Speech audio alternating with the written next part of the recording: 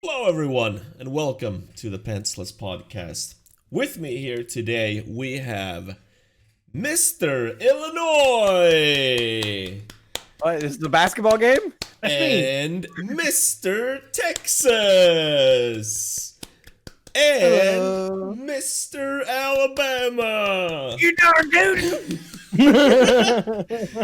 And if we go with the same motif for me, I would be Mr. Usima. I've never heard that word before. Well, that is the region I live in, and if the literal translation would be new land, it's the region I live in the Finlands. Anyway, we're back. It's me, Tom. We got here Gradigin, Achilles Star, and Trev Dog, and we're gonna talk about some stuff, I guess. And hopefully everyone is having a good day. Anyway, how are you guys doing? Good. Also tired, but good. That's more from school. Alabama Yeah. putting a hard coursework on you. You know what I'm saying? Yeah, I'm not too bad. I decided to listen to Tenacious D both going to and coming from work, so It's a good it choice. put a nice it was good. Definitely a fan. I'm doing all right. I have to admit, when you said Mr. Illinois, I was a little confused for a second because I was like, "Wait, is he talking about me? No, he's not talking about me because I lived there most of my life." So it was a little confusing for a second. Yeah, I did figure that it might be some confusion. I should have started with Mr. Texas to avoid the confusion. That was my fault. I figured it out. We got there. We're not all dumb. We're not all dumb down here in Texas. It's okay. It's okay. Yeah. I guess we could like jump kind of straight into it. With the shortest kind of thing. Sony had their state of play a day after our last podcast. And it was mostly kind of boring.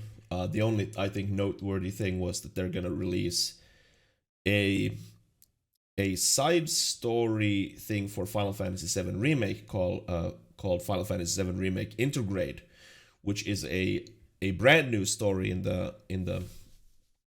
grand scheme of things of the entire story, which you play Yuffie and some other dude that has never been introduced before. The game takes place in Midgar, completely in Midgar.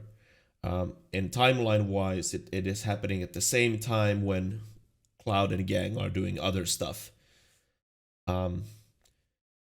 Maybe it's good, maybe it's not. I think the biggest kind of thing that pissed off people is the fact that it's only going to be available on PS5. Mm-hmm. And as we know, you cannot fucking buy a PS5 fucking anywhere. Yeah. That is unfortunate. It's Yeah. I'm excited for that, but that part is really bad. So It's just I know that yeah. I Go was for it. gonna- It's not a I would- timed exclusive, right? I don't think so. But I do know it also, if you have a PS5 and you upgrade your Final Fantasy VII version to the PS5 version, you'll get Intergrade. So if you own it on PS4 and do like the upgrade download, you get Intergrade with it. So that's kind of nice. It is Yeah. just funny that they're doing like here's a reason you should buy the PS5 if you don't have any other reason. And then but also it's like here's a reason when you can't buy one to begin with. So Yeah.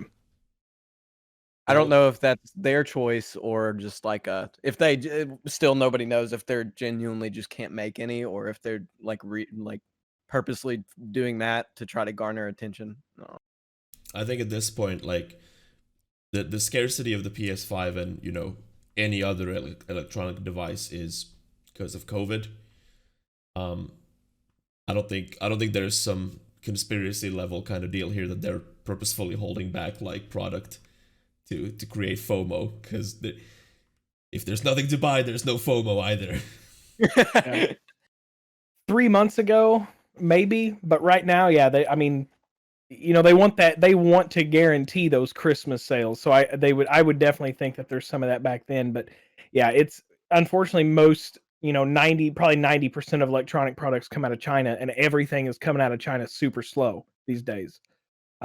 So yeah, it is because there's so many people buying it that want to buy it at this point. It would be silly for them not to, like if they could pump out as many as they possibly could. Because I mean, even now, like you still see people like celebrating a PS5 purchase on social media. It's like, hey guys, I got it. It's like it came out 6 months ago. Who cares? but it's still so scarce that it's still something to celebrate. I finally got the 6-month-old console. It's crazy. That's what it was like with the when the Switch came out. I was in New York when right when the Switch came out, which is where the New York Nintendo has a store there. It's like the only store in America for it. And I walked to the Nintendo store on a day they had a restock of bringing all the Switches in. This is a few months in after it came out, and the store was open, and there was like 4 people in there, but there was a line going almost 6 or 7 blocks down like the avenue just for people to get in there. And I just waltzed all the way to the front, walked in, bought a t-shirt, and walked out. And I was like, but it's the same type of thing. It feels, I don't know. It's also because I think they put out a statistic. I don't know how you measure this, that there was 12 times as much like I don't know what people are interested in it more, 12 times more. I don't know. There's a word for that that's in the English Demand? dictionary. Yes, there you go. I see. I'm in econ and I can't think of that word, which is I don't know if that's a different story. Yeah, the other part of that is supply. Whenever that comes up, Yeah, and the supply was the exact same as the PS4. Actually, I think they said they released the almost exact same amount of PS4s as they did at launch as PS5s. And look, last year the Switch was still like you couldn't find a Switch on the shelf last year, and it's been out how many years? Yeah, but that was just COVID related. Yeah. I think it really until that hit, that scarcity didn't exist. I definitely remember seeing multiple Switches on shelves, but yeah, and that was crazy too, because that was what 3 years into its life cycle at that point, and I figured by that point whoever wanted it, COVID or not, they had it by that point, but they didn't. I know people were still chomping at the bit as late as Black Friday and Christmas trying to find Switches. Yeah, I think COVID helped that. I think people who never considered playing video games bought those consoles because they were stuck at home and nothing to do. I mean, I've gone through all of Netflix, and what the fuck do I do now? It's been 1 week. It's like, buy a console. Yeah. But with this Final Fantasy VII, I'm gonna call it DLC because I'm not gonna start using Integrate as a name for a product because fuck that. Is that the? I thought that was the subtitle of that story. I didn't think it was a name of the product. Another type of product. I thought it was actually called. It's probably the name, but they don't call it DLC even. Yeah, it is strange. Yeah, so I'm just gonna call it DLC because that's closely related at least. Yeah. I think also part reason why they're putting it only on the PS5 is to signal to players but not tell them that the next part of the remake is definitely not gonna be on PS4. Because there's no reason to put the next part on PS4 if this in-between side story DLC thing is not on the PS4. And then they don't have to tell people that. They don't have to have another backlash. Because there's still people out there who's they genuinely believe that, oh, the next part's gonna be on the PS4? Certainly. And it's I don't want to burst that bubble, and Sony doesn't want to burst that bubble, Look, there's a solid chance the next part's not going to be on PS5. Those guys need to they need to wake up a little bit. Yeah. Yeah, I mean, honestly, I don't know. I still obviously believe that the next part is going to be on the PS5, but when? Is it 2 years, 3 years, 4 years, 5 years? I want to believe that it's ASAP. I feel like I'm more optimistic than y'all are about this whenever I bring it up. Because they already, I feel like they probably were working on part of it before the first one came out, and then they also all like have all the assets there.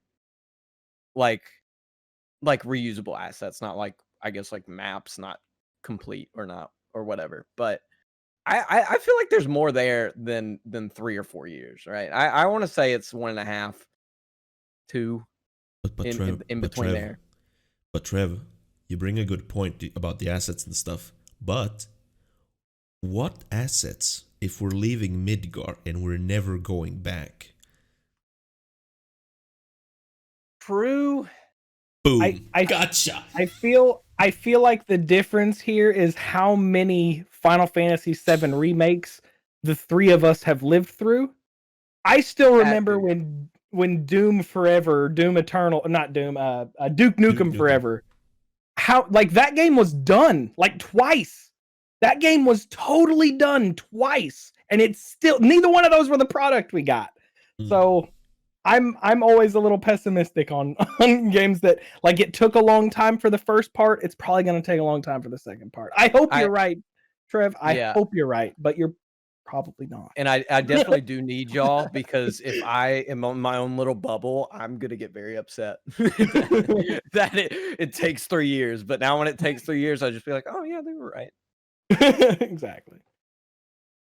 Yeah. Hopefully 3 years would be sick. I would be totally fine with 3 years, actually. But probably not. I guess it is like its own game too. Like it's like, I think I have like 30, 35 hours on the game. I did play it really slowly. I don't know how fast you could like rush through that. Like it's a lot. Like for granted, like that's, if you put, what is it? It's supposed to be like 3 parts, right? If you put all of the parts 3, together, 4, who knows? yeah. Also having If they sell well, put 6 or 7. But it's probably gonna have like Persona 5 hours, like 100 hours maybe in all, if you're guesstimating. But if any of y'all have played Persona 5, it's definitely like there's a lot more there, like in regards to like cutscenes, assets in general, like all that. So yeah, Well, that's what I was gonna say too. Even though it can reuse a lot of the assets, it is still its own game, and they have to make sure that it has its own game.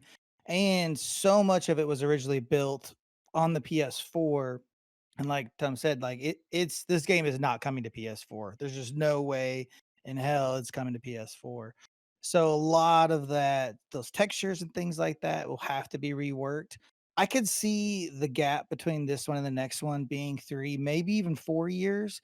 But then I think the gap between the next, 2 and 3 will be much smaller. So I think it'll either be like a 3 to 4 year gap, and then maybe 2 years. If it's 4 years for the first one, I could see it be, maybe another gap being even smaller. Just obviously sales is going to be a big part of it too. As long as it's selling, there's no reason to release another one.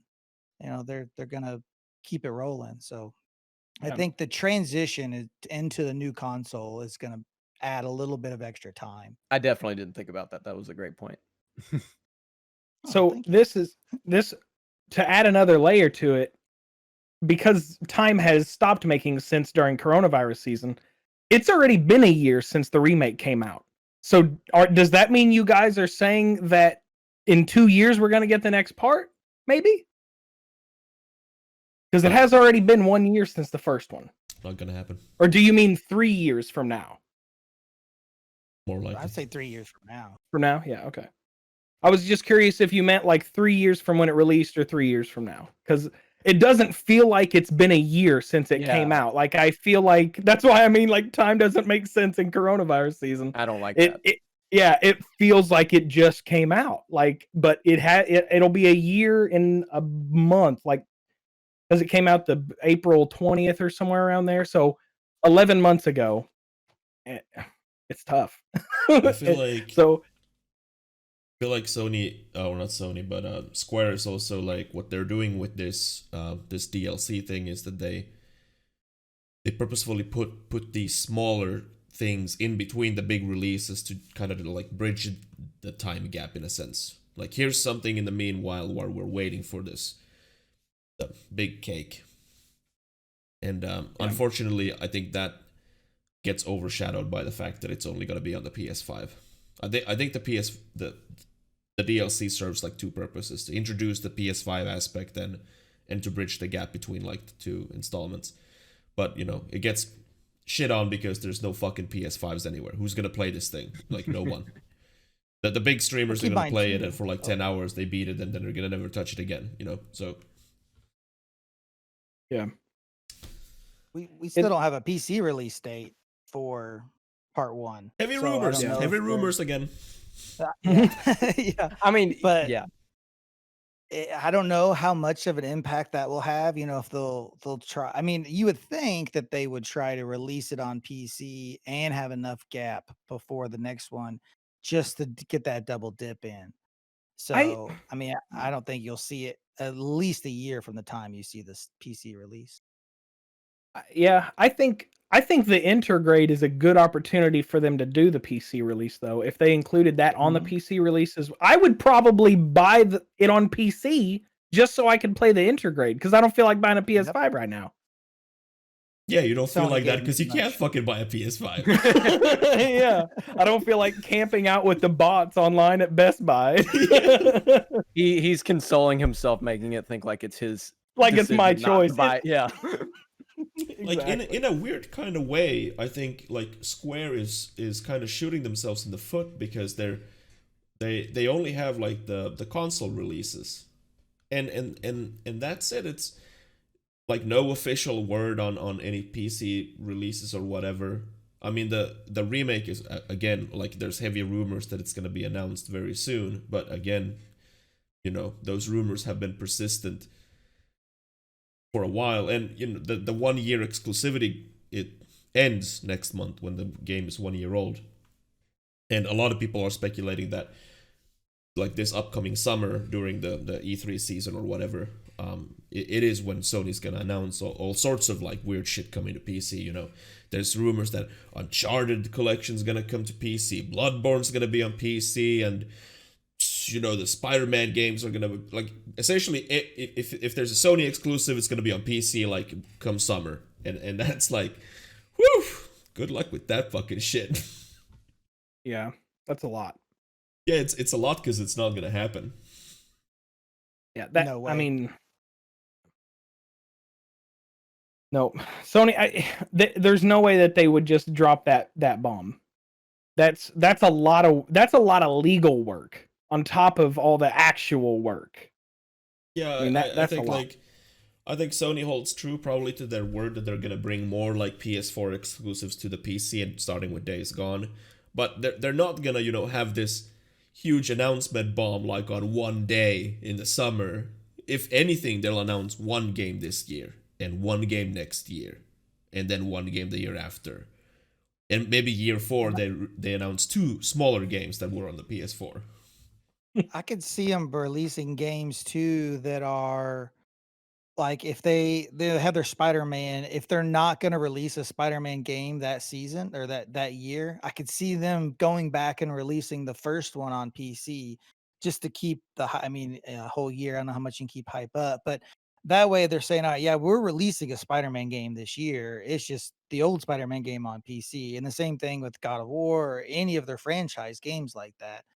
I have always kind of foreseen it as that is their strategy. Release old games, get a little bit more, you know, milk those games for a little bit more money, and then keep them relevant. But you know, the new games are never going to come to.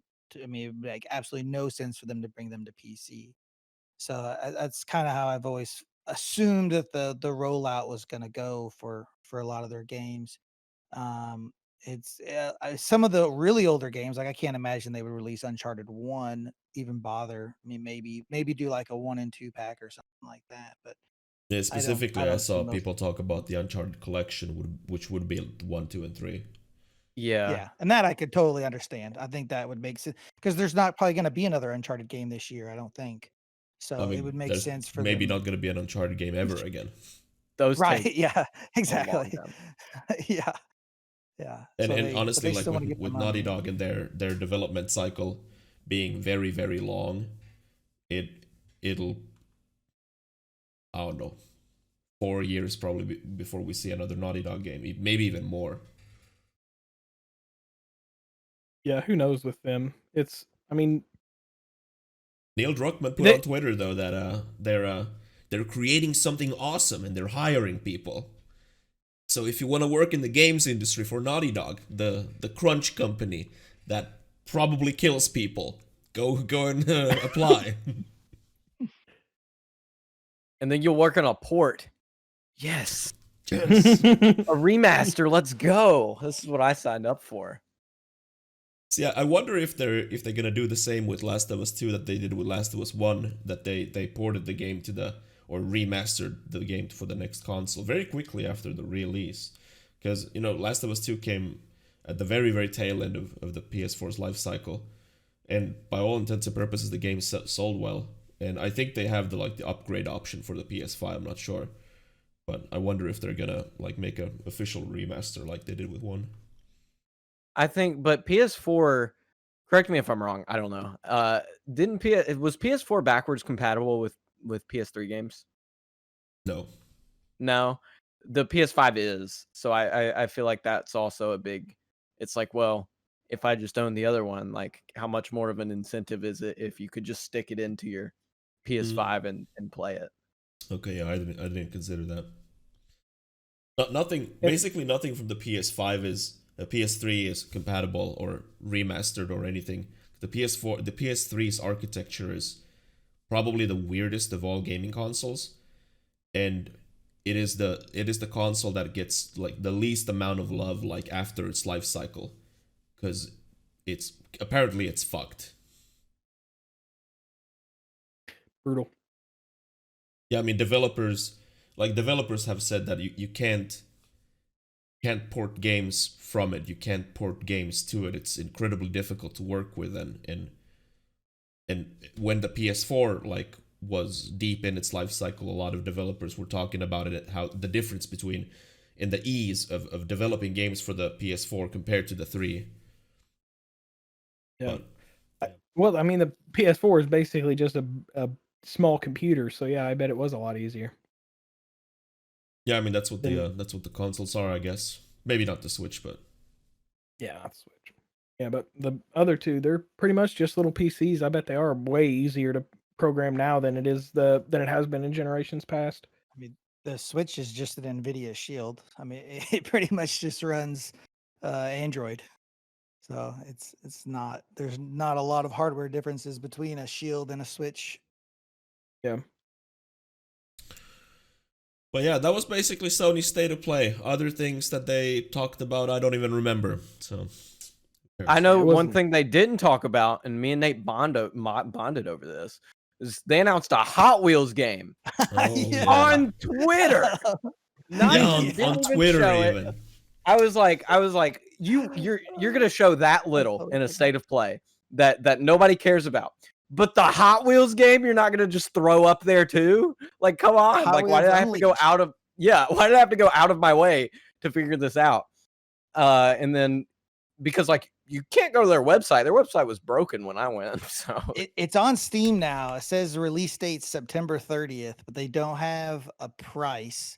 But it was listed at like $50, which is just Yeah. absolutely insane. I think I don't think European there's no way that sites could be had right. it up. Yeah. European sites had it up for pounds, so it's probably a AAA price game, like $60. Because I you don't mentioned know. the Twitter thing. So even Yeah. for Final Fantasy, they announce other things on Twitter. One is a mobile game that is going to cover the entirety of the Final Fantasy VII timeline in episodic installments. And I looked at the footage of the gameplay. I don't completely hate it even. I'm kind of actually intrigued. If you can run it on BlueStacks or whatever, fuck it, I might even try it. But then they also announced the greatest, bestest, awesomest addition to the Final Fantasy VII universe. A thing that nobody asked for, because we never thought we would ever need it. But hot damn, I'm gonna champion this to the grave. It's Final Fantasy VII Battle Royale. 3 years too late, What? but we have it finally. Yeah. What? You So- play as like a soldier in training, I think. Yeah, you Right. play like as a Shinra soldier, and in Midgar, and you shoot people in a battle royale on mobile. Yeah, Is it's a it mobile game. Third person? Oh, Mhm. it's a mobile battle royale game. Yeah, man. third person. And you're basically just running around the section. The footage I saw was them running around the section where normally there's kids. Like right around the orphanage, these Shinra soldiers are running around shooting each other. Gotta have iconic locations, man. Yeah, the orphanage. Oh, this is Air's house. Yeah. It looks like a mobile port of Apex with a Final Fantasy skin slapped on it. And I said this to someone else, I don't remember who, but I'm fairly sure this is what happened. Some development studio was making a battle royale game, and they didn't have a name or anything. And Square swoops in, and they're like, "Okay, we could use this," and slap a Final Fantasy coat of paint on it, and release it. Boom! There, Final Fantasy VII Battle Royale. I'm 100% sure that this was conceived first as a random battle royale, and then as a Final Fantasy battle royale, and not the other way around.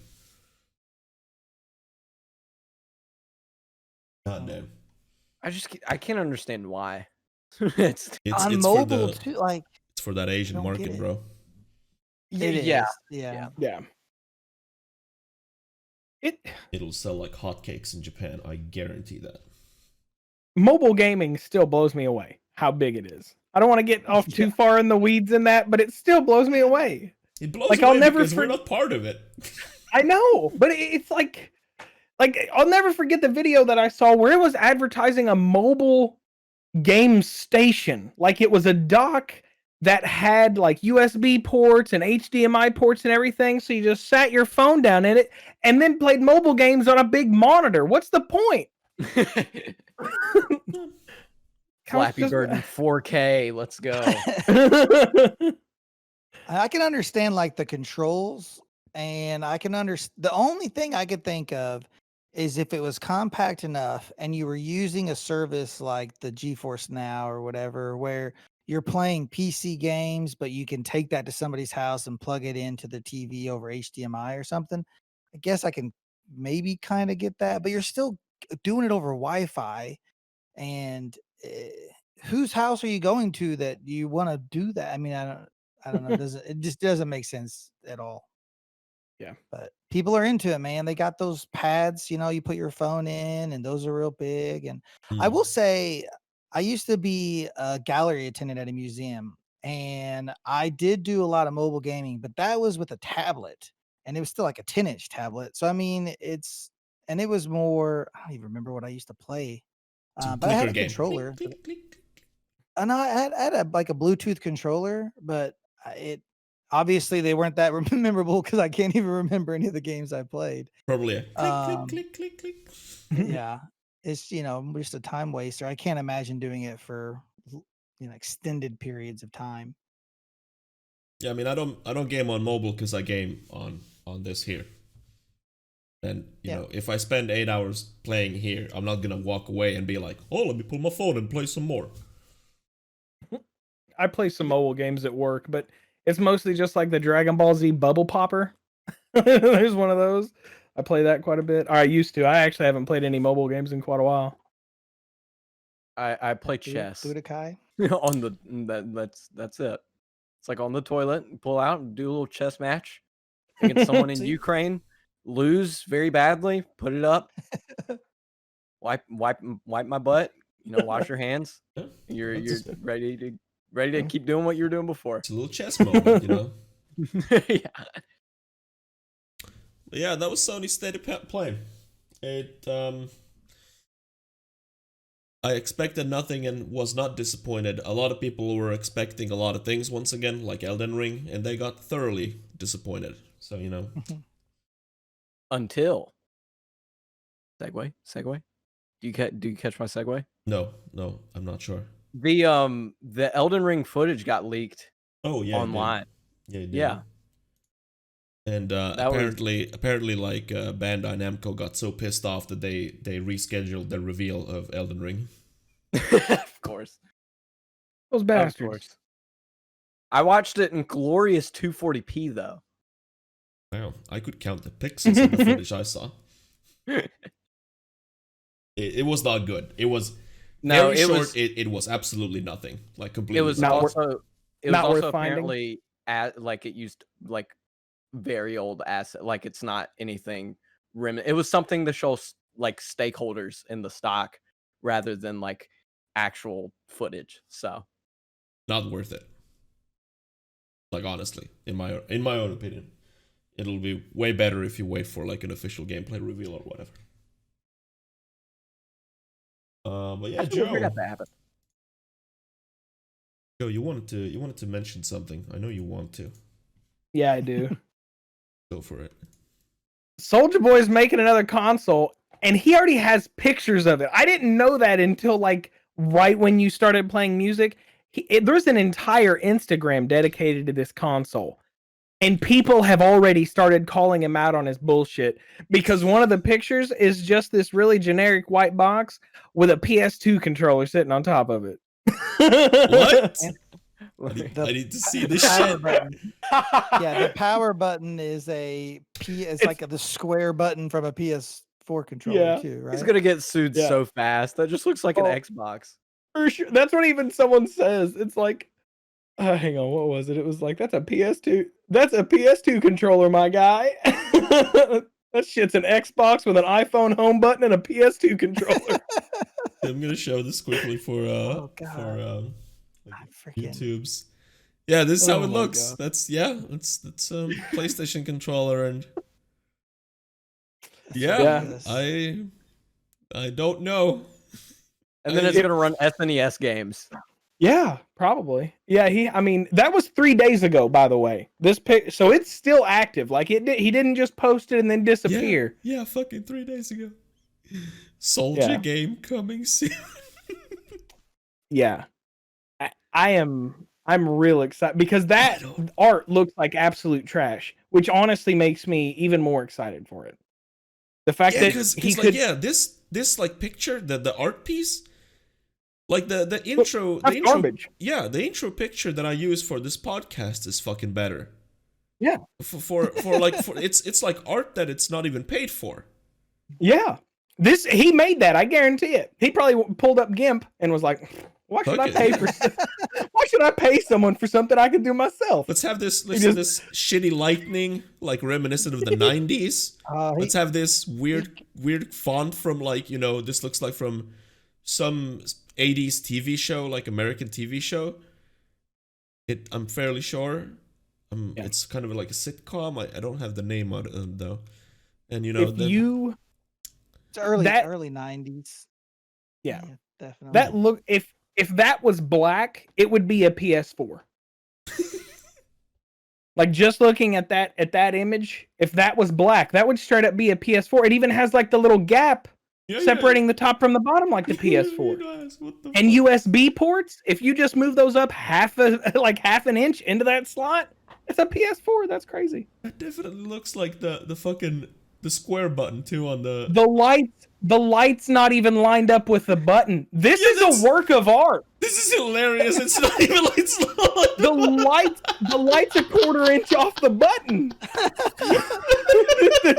Well, you can't make this up. This is beautiful. He zooms in on it. He's like, look at this. Yeah, look at this. Look at this shit. That is beautiful. I am getting one of these. I don't care if it does play SNES games at 2 frames a second. I want one. Yeah, because like ultimately, like honestly, I would buy that too, just so I could have it. Look, this piece of history in my hands right now. It's such a good collector's item, like 100%. Yeah. That's like whether or not you like it, that console is going to be a piece of gaming history. or it's gonna like completely, because I feel like we kind of live in a bubble.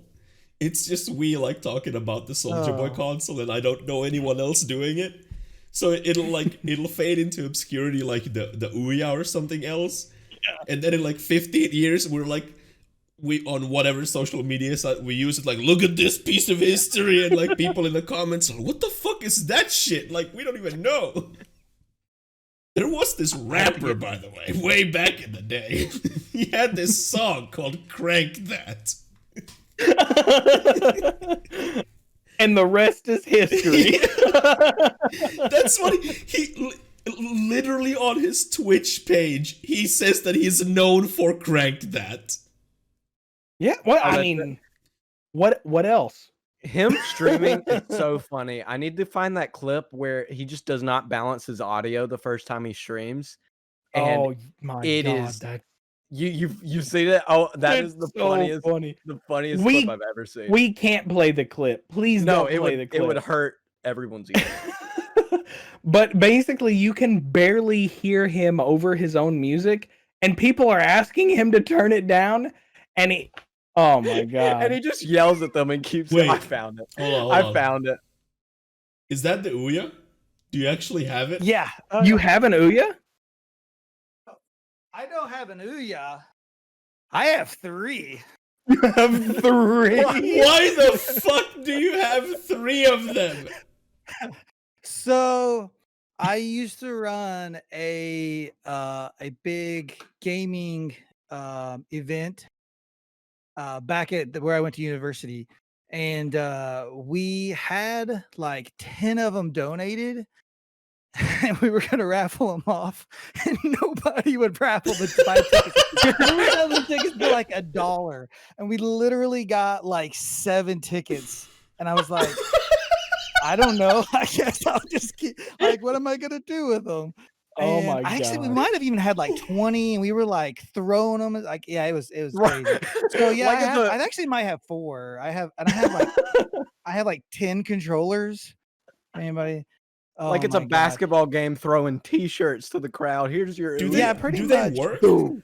No, I think they're Yeah, bricks sure they now, do. right? Like, because I they don't have to, I think they had to like authenticate with like Ouya's online server to download games. I'm sure you could probably put like your own thing on there, but I think Ouya you had to See if I can like flash 'em. download from their shop. But yeah, I bet you could flash and Yeah. put your own OS on them. I might have to look into that, because I mean they're literally just sitting in a box over there. With, How much? How I much don't does throw away anything. how much does an Ouya go on eBay, or like any other shop? Can they even be?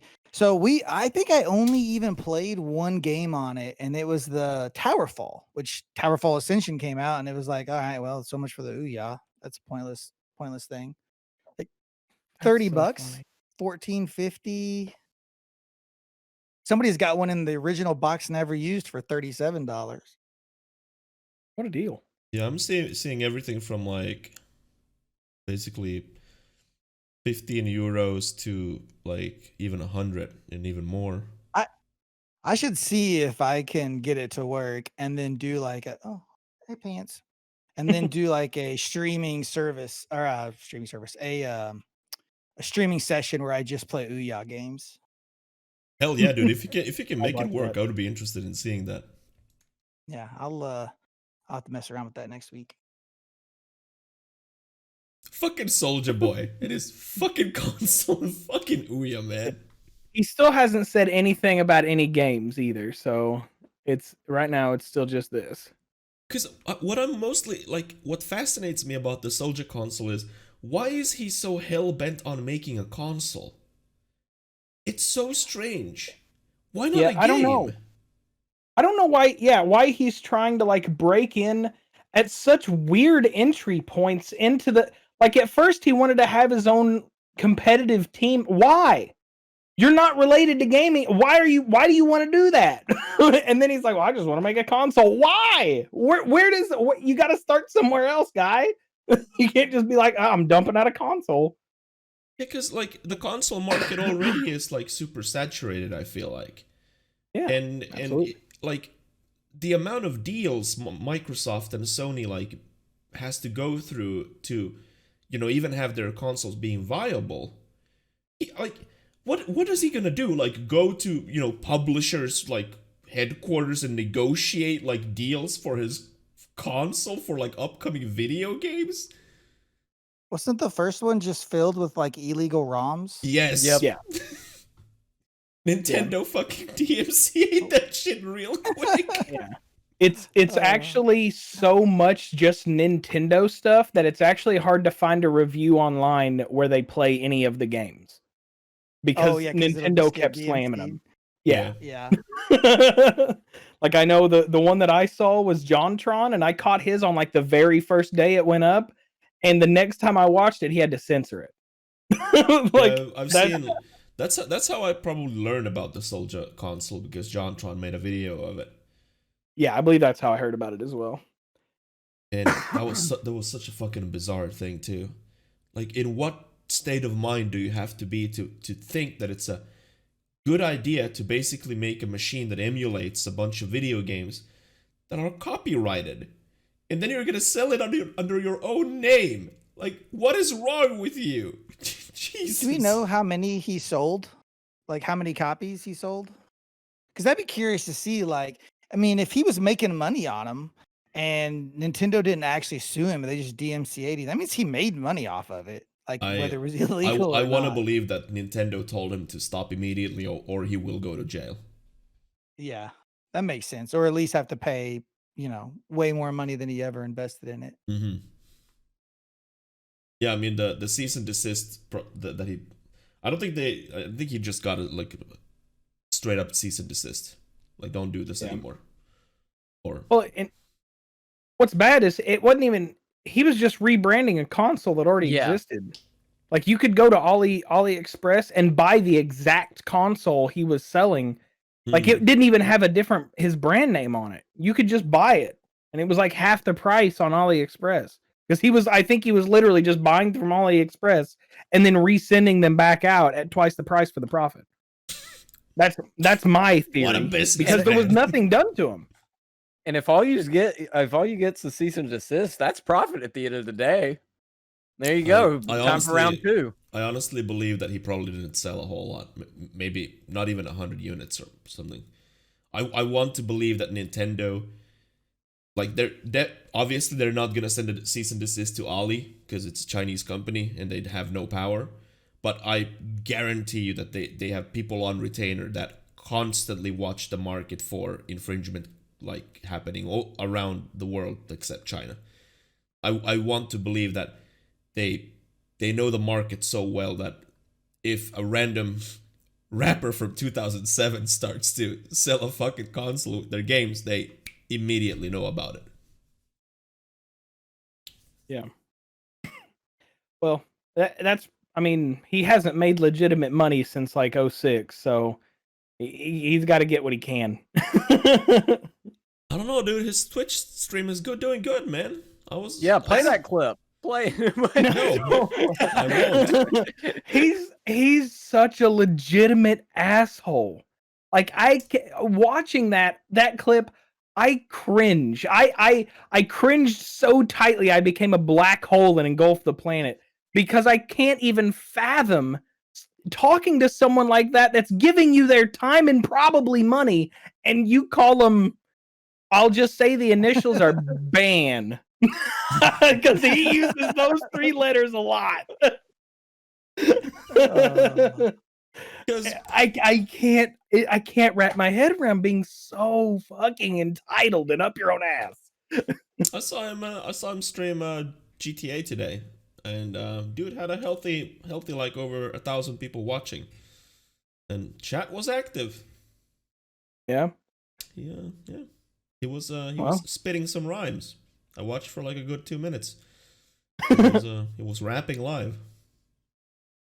Was it good rapping? My concept of rapping is like, I don't know anything. Like, I don't know what's good or bad. To me, it sounds like mumble and garbage and whatever. Yeah. Anyway, Or is it like real songs? Oh, sorry. I was just curious if it was like actual real songs or if it was just like freestyle. I think he was freestyling because like he was playing GTA RP and he was like in the game in a recording booth and spitting rhymes.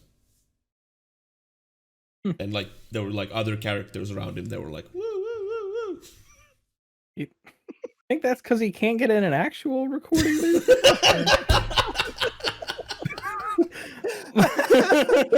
Like, is he living out the dream? Oh, you got me on that one. Yeah, let's have a shout out to Snoop Dogg indeed for he rage quit his stream minutes into the stream that he left the stream running for That was so funny. Oh my gosh. Oh, he left it running. I heard he quit, but I didn't know he left it running. Yeah, I think like his thought process. I think his thought process was I turned the Xbox off, so my stream's off. But his stream kept running for many hours.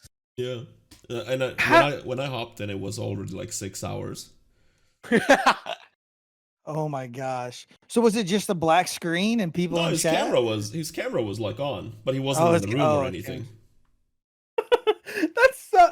That is a straight up celebrity favoritism if I've ever seen it. Resident Sleeper got banned and he's famous for it. He got banned? He did it first. I think he got unbanned eventually, but Snoop Dogg can just leave it running for 8 hours and nothing happens? It's a BS. Yeah, I mean, he actually like peaked in viewership and shit. Like apparently usually he gets like 100, 200 people watching. There were like, I don't know, when I hopped in, there was like 900, 1,000 like watching the empty stream. You got in there and watched his room? Of course, I mean, it was trending on Reddit, so I'm like, oh, check it out. And there it was, like nothing. I stood there, like, I watched that shit for like 2-3 minutes, and I'm like, yep, this is stupid. And just moved on with my life. While we're talking about rappers on Twitch, actual shout out to T-Pain, who always has really good streams. Yeah, and makes free use music for people to use on Twitch. T-Pain is real nice. He also, like, I did not watch the VOD or anything. The VOD got deleted immediately, but there's, it's on the internet anyway. If anyone wants to like search it, he went like on a +2 hour rant about the music industry and how cutthroat it is and how much he hates it and how much he's gotten like betrayed over the years by people he considered like friends and stuff. Basically what it boiled down to is if you start making money, it's time to lose friends before they start asking money from you. And kind of choose your friends better, I guess. Yeah. Yeah, I mean there are you know the groupies are a thing for like you said, how many people do you think make a living just off of being people's friends in that industry? Like in that situation. And I'm not going to say it's especially with rappers, but you always see rappers going in herds kind of. Like Snoop Dogg always has a group of dudes. How many of those dudes is it basically their job to be his friend? Like, you know, he's not officially paying them, but what he wants them around. Like, he has a blunt roller. He has a personal blunt roller. Yeah, that's what I was going to say. Like, that is unofficially being paid to be his friend because no one's going to roll his blunts if they don't like it and like him, you know? I think we talked about it on the last podcast about how I met Akon at in St. Louis where I worked. But yeah, he is tall too. He's like insanely tall. And he had probably like 4 or 5 guys around him that were maybe they were bouncers, but they were not bouncers. I don't know what their jobs were. And then beyond that was just a herd of people, following down the mall trying to get his I mean, you gotta have your posse. Everything.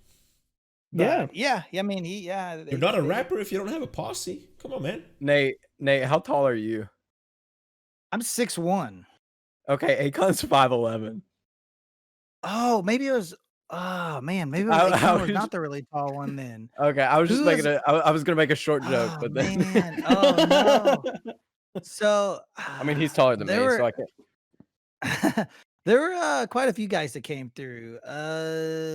Maybe one of them was. There's got to be a really tall rapper that came to St. Louis. I'm sure. I'm just Uh, messing with you. It was just funny. Just no, maybe R. Kelly. Is he super Wait, tall? I think he came through. is Usher super tall? I don't know. I I know feel R. like Kelly is. R. Kelly is. He's a large man. Yeah, He's a also large a criminal individual. yeah. and a He scumbag. yeah, he relieves himself on people, which is strange. It is a little strange. It's Yeah. a little weird. It's a little weird. Yeah. But Um, well, I guess Akon wasn't the one I was thinking of that was really tall and had. Who was the one that got in trouble with for little girls? I thought that was Akon. that was him? R. Kelly. Yeah, that's R. Kelly. That was R. Kelly. Yeah. Okay. So R. Kelly was the one that had like 4 or 5 guys around him that were all like little skinny dudes, and then like a herd of 14-year-old girls chasing him. It's also like this is like kind of related to what T-Pain was kind of talking about. Kind of, I'm stretching like really hard this one. There's been a significant rise of like Vtubers and V streamers and stuff. People that don't show their face, but they have like an online personality, and some of them are very, very huge. And a lot of them recently, there's this guy called Corpse Husband who's a massive YouTuber at this point, and he talked about like this hypothetical situation that even though he doesn't show his face, there's people who are absolutely like obsessed with finding out how he looks, and they are doing like actual work to try to uncover what he looks like. And he said this hypothetical like situation will rise at some point, that there is somebody gonna find out who he is, snag a picture, put it on social media, and it'll go viral immediately. And that entire thing spiraled into this entire different conversation around VTubers, that a lot of them feel like they want to have that massive anonymity on them because people get super obsessed, and unfortunately when you get super famous, there's always going to be people who are grifters, and they try to attach themselves to you to try to siphon money off of you in one way or another by being your friend. And this is the T-Pain connection, and they want to like be anonymous online but also kind of anonymous in their personal lives. Yeah. It would seriously suck in like Corpse Husband's situation, where you have to be careful. Like, imagine not being able to tell someone what you do for fear of them telling the rest of the world. I couldn't, if I was in this situation, I would have to change this shirt every time I got on because I wouldn't be able to, like, imagine that, where you have to so closely guard what you do from everybody you know. You have to be 100% certain that you can trust every one of your friends before you even tell them what you do to make money. It's fucked up, is what it is, plain and simple. Isn't he bringing that? And I don't mean to downplay the harshness that comes with when people do get famous and all that comes with it, but I mean, he won. I'm probably gonna get it wrong. It was a Fortnite. He won some kind of competition recently, right? And got his YouTuber thing up on Times Square. I know he won some kind of competition. I don't. Oh, they remember were what it was having for. a thing on Twitter where there was a company that was like the most liked reply to this is gonna get their Oh, tweet on a gets billboard in Times Square. Yeah. gotcha. Oh, So there's like a big picture of his. Yeah. But okay. there are, I mean, he's obviously not the most famous Twitch. Like, there's lots of famous Twitch people that people know who they are, and you do hear stories about people getting stalked, and there's things they got to do, and their life's changed, and things like that. But that talking about that level of anonymity, that's also a choice that person is making, that they want to be at that level of anonymity. And maybe it is, maybe there are more reasons that I'm missing, like maybe they're afraid there's somebody from their past that'll come up they don't want to know about, or I don't know, there's a number of reasons, I guess, along those lines why you might not want people to know that you're this famous person. But you chose to be famous. Like you chose to go into the field where you are public facing. So if it does come out of who you really are or whatever, um, I guess the closest thing you can relate to is kind of like Banksy, but that's still very different because you're just putting your art out there. You're not putting you out there, whether it's, I mean, what if his little thing failed and caught him on camera or something? I don't know. I guess mocap cameras don't really work like that, but it just seems strange to me to. I can understand the whole VTuber thing. I don't know, is that VTuber, Yeah. VTubers? I can understand that whole side of it. Like that one girl that interviews other Twitch people, like she was talking about how she's just not comfortable. She's really shy, but behind that, she can say whatever she wants right off the top of her head. It's it's a whole other persona, and she's much better at it. That I can understand, but she also doesn't hide who she is in real life. She has, her own streams that's her and how she does things and stuff like that. So I can get why you would want that mask, but I to me, most people, it's more than just I don't want to be famous or I don't want to be recognized for who I am. There's got to be a big reason why you don't want people to know the man behind the mask.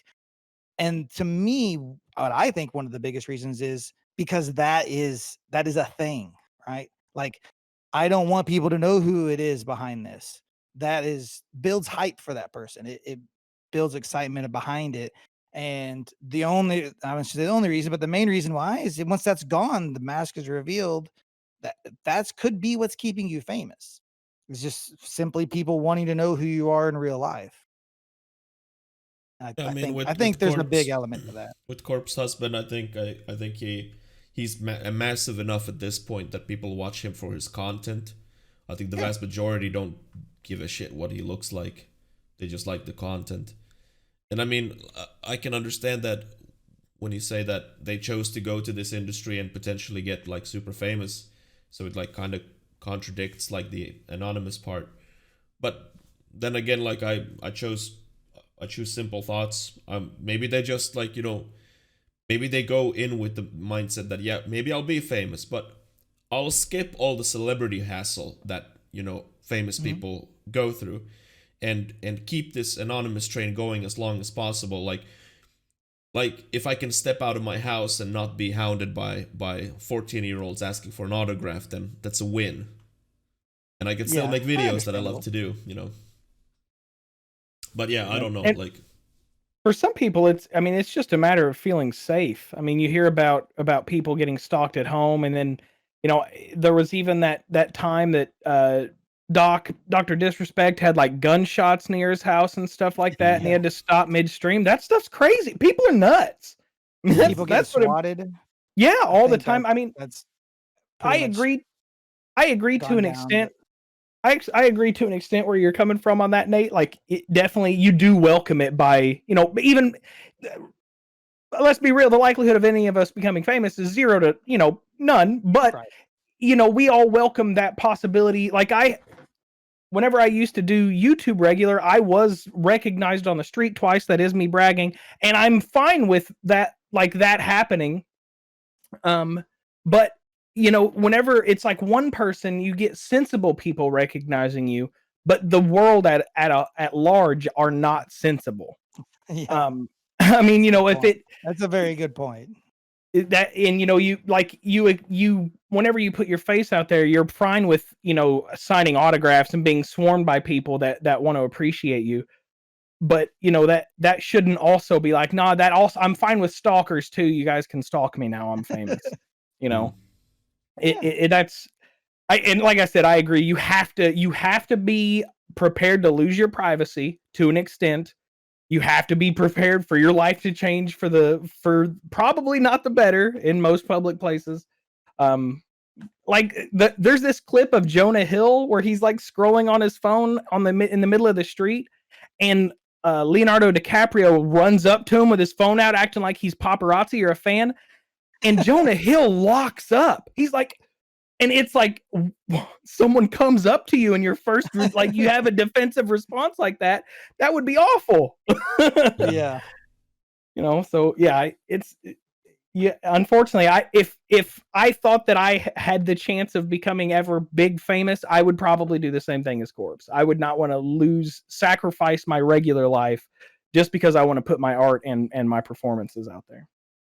And on the flip side, we have like channels like Dead Meat where every video starts with "Hi, I'm James A. Janice." Yeah. To James's credit, like he's also like in like a Q&A video, I think they asked like can they send like shit to him, and he was like no, like I've been doxxed before. And to James's kind of like criticism to him, if he's getting doxxed, then like you literally use your full name almost, so, Yeah. Like you don't it goes pretty well with the video, but come on. Yeah, so it makes you wonder how much of it is the hiding from it is like there are so many famous people, but you don't hear about. I mean, it happens, and I guess the living in the fear thing is real. But it just seems like if you look at how many super famous people there are, just in America, and how many of them get stalked, and not just Twitch, but movie stars and TV stars and all of that. I guess I don't know. I guess Twitch is a little more personal, so that might be where it probably does generate more of that. And honestly, like a lot of, if we compare like Hollywood stars to Twitch streamers, the Hollywood star they physically live in like gated communities and like and maybe even in some cases have like private security or whatever. I mean, and they get hounded by paparazzi like every fucking day, and I would hate that personally. I would fucking hate that. And but a famous Twitch streamer, they live where they live, and they they don't have anywhere near the kind of money that a Hollywood star has. And to a certain extent, I don't think they are like idolized the same way. I think the personal level is probably even helping in that way, because it humanizes Twitch streamers more. I don't think. Yeah, I can see that. Because at a Hollywood star, we don't see the person, or very few times we see it. Because every interview is marketing yourself. Every performance is not you, and so on and so forth. Like even like social media is like handled by some other dude promoting your own shit. But in a Twitch stream, if you watch a streamer for a long enough time, you get to know them personally. It's a one-way street, of course, like because it doesn't go both ways. But it humanizes us way more than it does a performer. But any like medium has crazy people, and any level of celebrity, small or big or mid tier, there's bound to be always someone who's just obsessed, fucked up in their head, and they just want to marry your corpse and stuff. Say my name next time, Tom. Yeah, I think it's a double-edged sword. Like you say, you said that it humanizes us, so it makes them not want to do that. But at the same time, for some people, I think that, and it is unfortunate, but there's some people that humanization does the opposite. It builds a bond that isn't there. Oh yeah, I agree. I spend 8 hours a day with this beautiful woman online, and every day she tells me how great it is to hang out with me, and now I just would really like her eyeballs. Oh, yeah. I mean, that escalated fast. Yeah, but I mean, I agree with Joe. Yeah. I agree with Joe totally, because it happens. I mean, like female streamers have been talking about this for years, like that they have like people donating thousands of dollars to them, and they want to marry those women, like, and there's people who they think that they have actual chances, and that's what I mean. That the relationship is a one-way street, because you don't give the same back, like, or like what I'm saying is, you guys watching there, you're just names on my screen, and I don't know you. True. That's harsh. That was super harsh. I'm sorry. I love you, chat. I love you, chat. They're like, I mean, some of those people are writing their names, like their viewers' names on their bodies, and selling used underwear. Oh yeah. I'm not So saying it's they're- like it's they're- black and white. Obviously, like both Yeah. sides here is kind of at fault. I don't want to use that word, but Yeah. some No, people I are see what you're saying. definitely milking that. Like definitely. Yeah. That's Yeah. a good term. I was like, I don't want to say they're bringing it upon themselves because nobody's milking it. bringing it upon themselves. But yeah, the maybe over humanizing.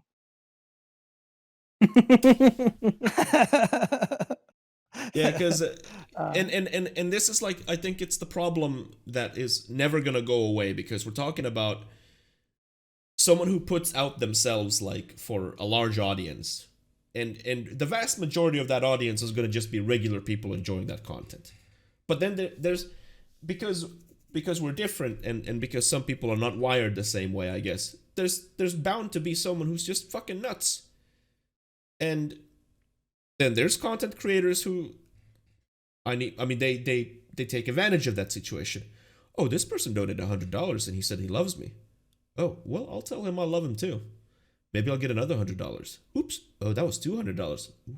What if I tell him that he's in my dreams?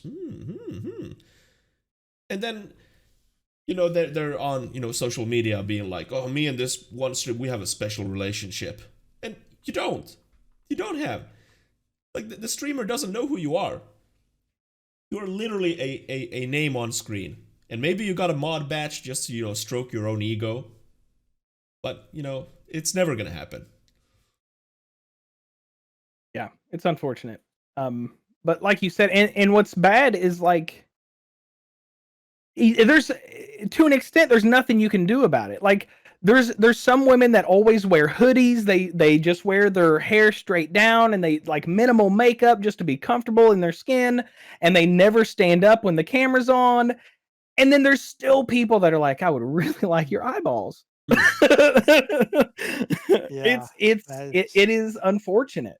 Stop being People- fucking weird, people. Yeah, what Tom said. I don't know, and I mean, I've seen those comments like you hop into a stream or watch a YouTube video and it's just a regular like lady like doing their thing, playing a video game or talking about something, and then like you see the first comment, I want to really fuck you. Like, come on, man. Like, in what world does that work? What is your end goal here? Like, literally, what compels you to say that, and what do you want out of it? What are you gonna win here?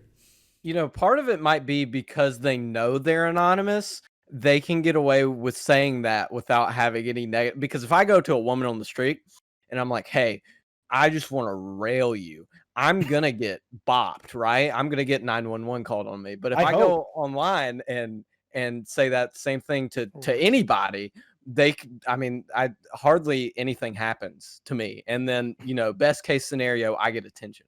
So, but like, maybe I'm just a robot, because I still don't understand, like, because the win rate is so low that, like, why do you do it? Why do you like destroy your reputation in the process? I think the very last thing that he said is exactly why, because then I get attention. I think a lot of those people don't care if it's attention from that person. They just want attention in general. They want, why does anybody troll? Like, it's the same thing. It's people, no matter what people say, it's funny. It's like you want it to be noticed.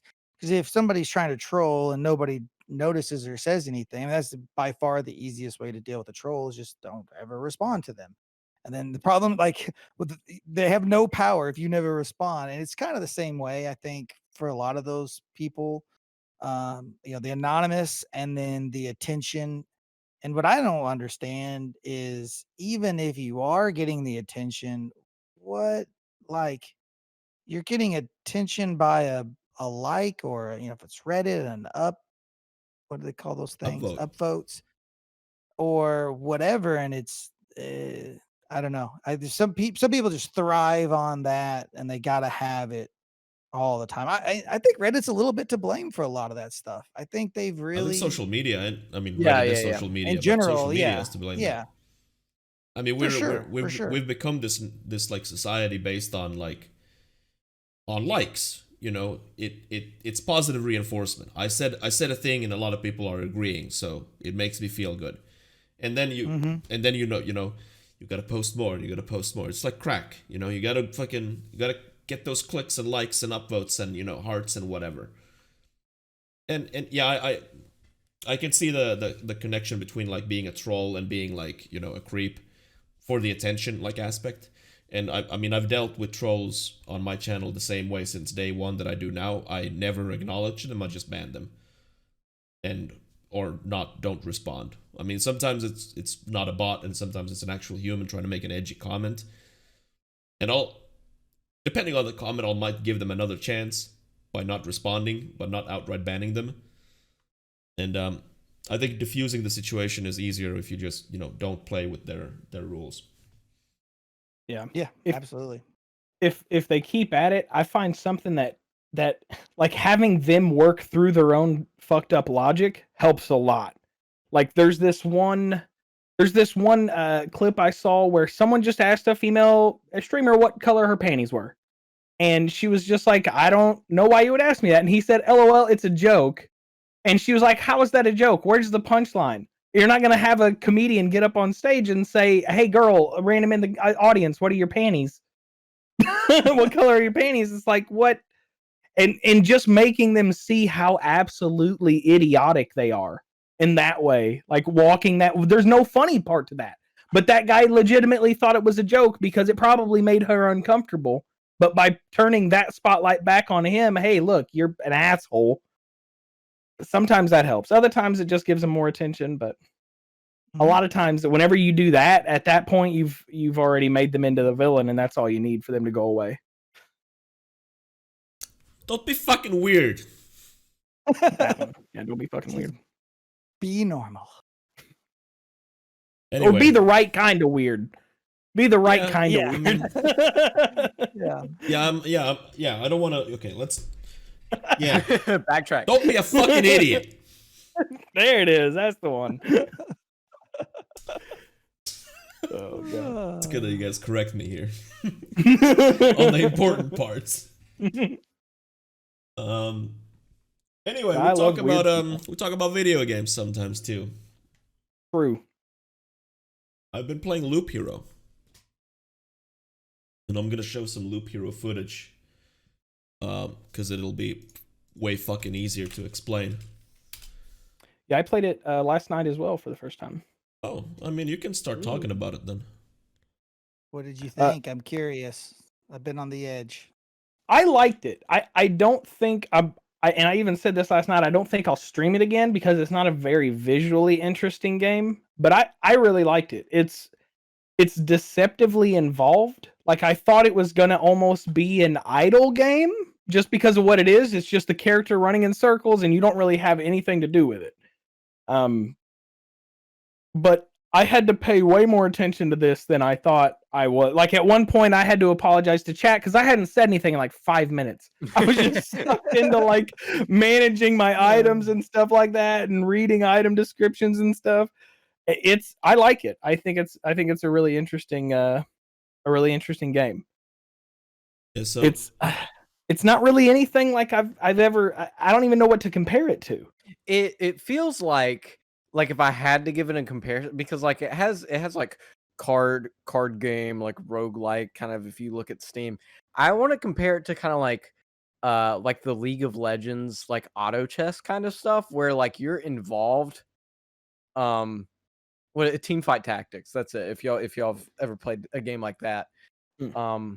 Where you're like involved but like passively involved in a sense of like where with, you know, League of Legends team fight tactics, you like pick heroes and kind of match, and where you put them on the screen matters, but the game kind of plays itself. Same thing where it's like you've got to play the game right in order to do well, but the game is also like half automated. I don't know. So to explain like what Loop Hero is, so what you are watching right now is kind of the basics. So in Loop Hero, what happens? This actually sucks. You loop around the map, and everything works basically automatically. You can only stop and pause or unpause the game. fighting happens automatically. Walking around the loop happens automatically. You can switch gear, and like hovering over gear also pauses the game. So essentially, and you put down cards.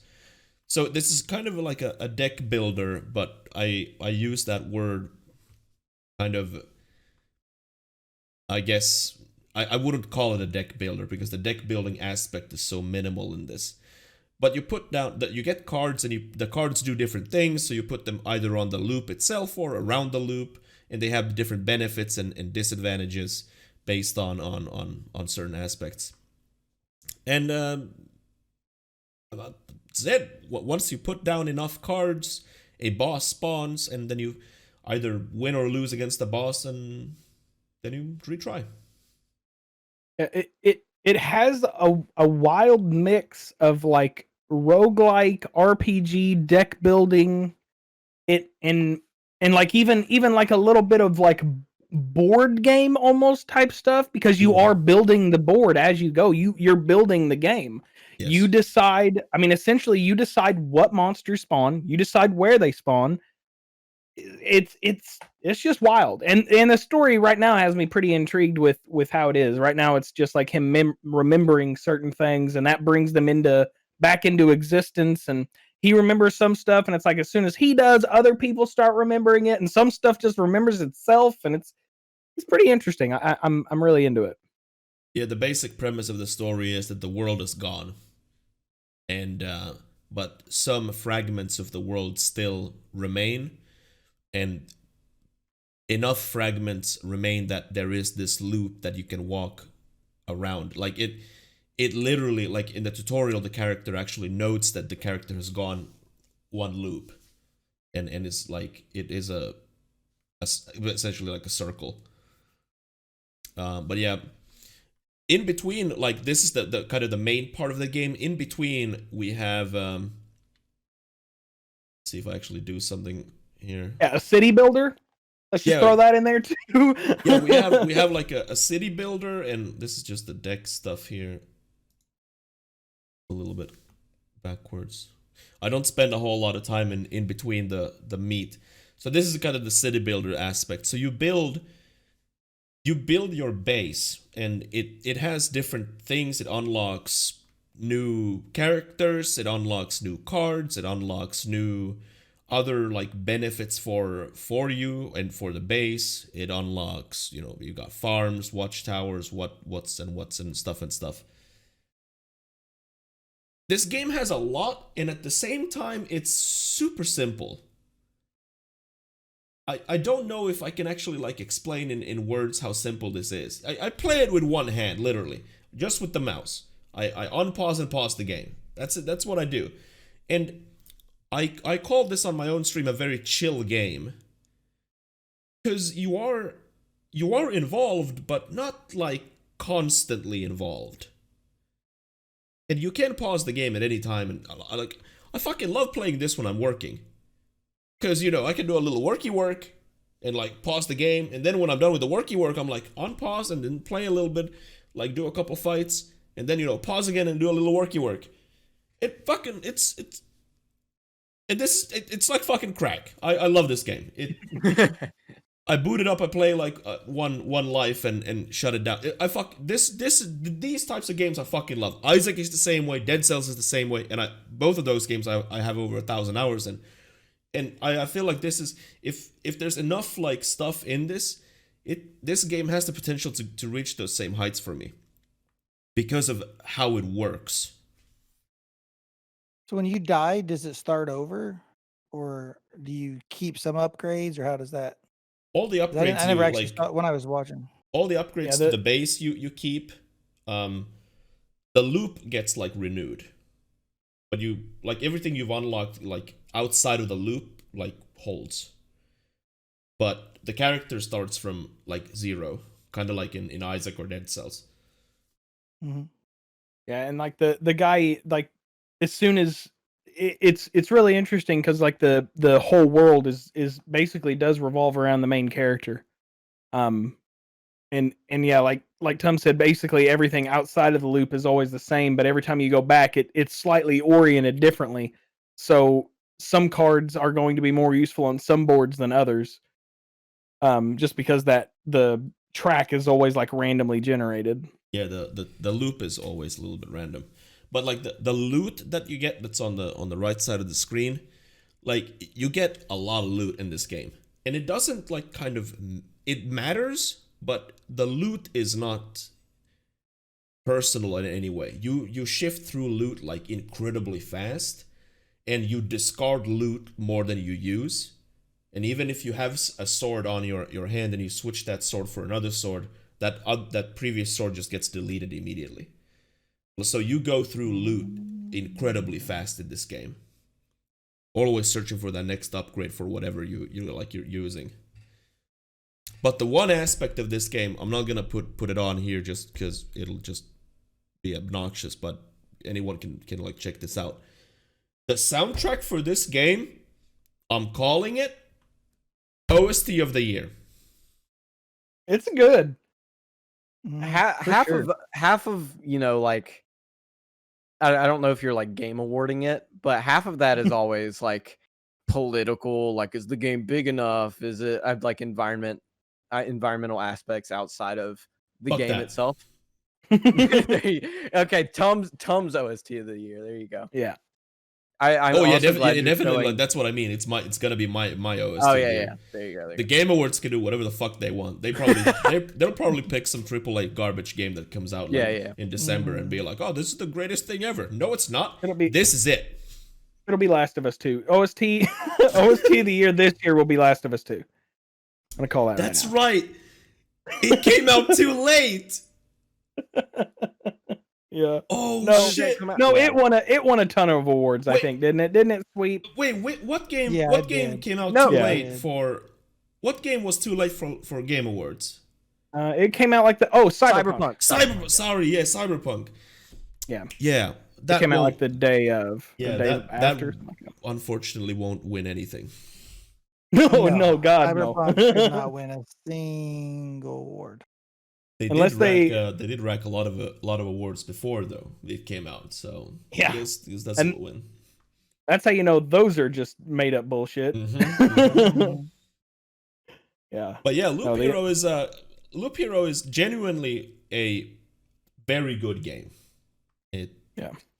I don't know like why it is so good because I value gameplay usually most in video games, and this has very little of actual gameplay.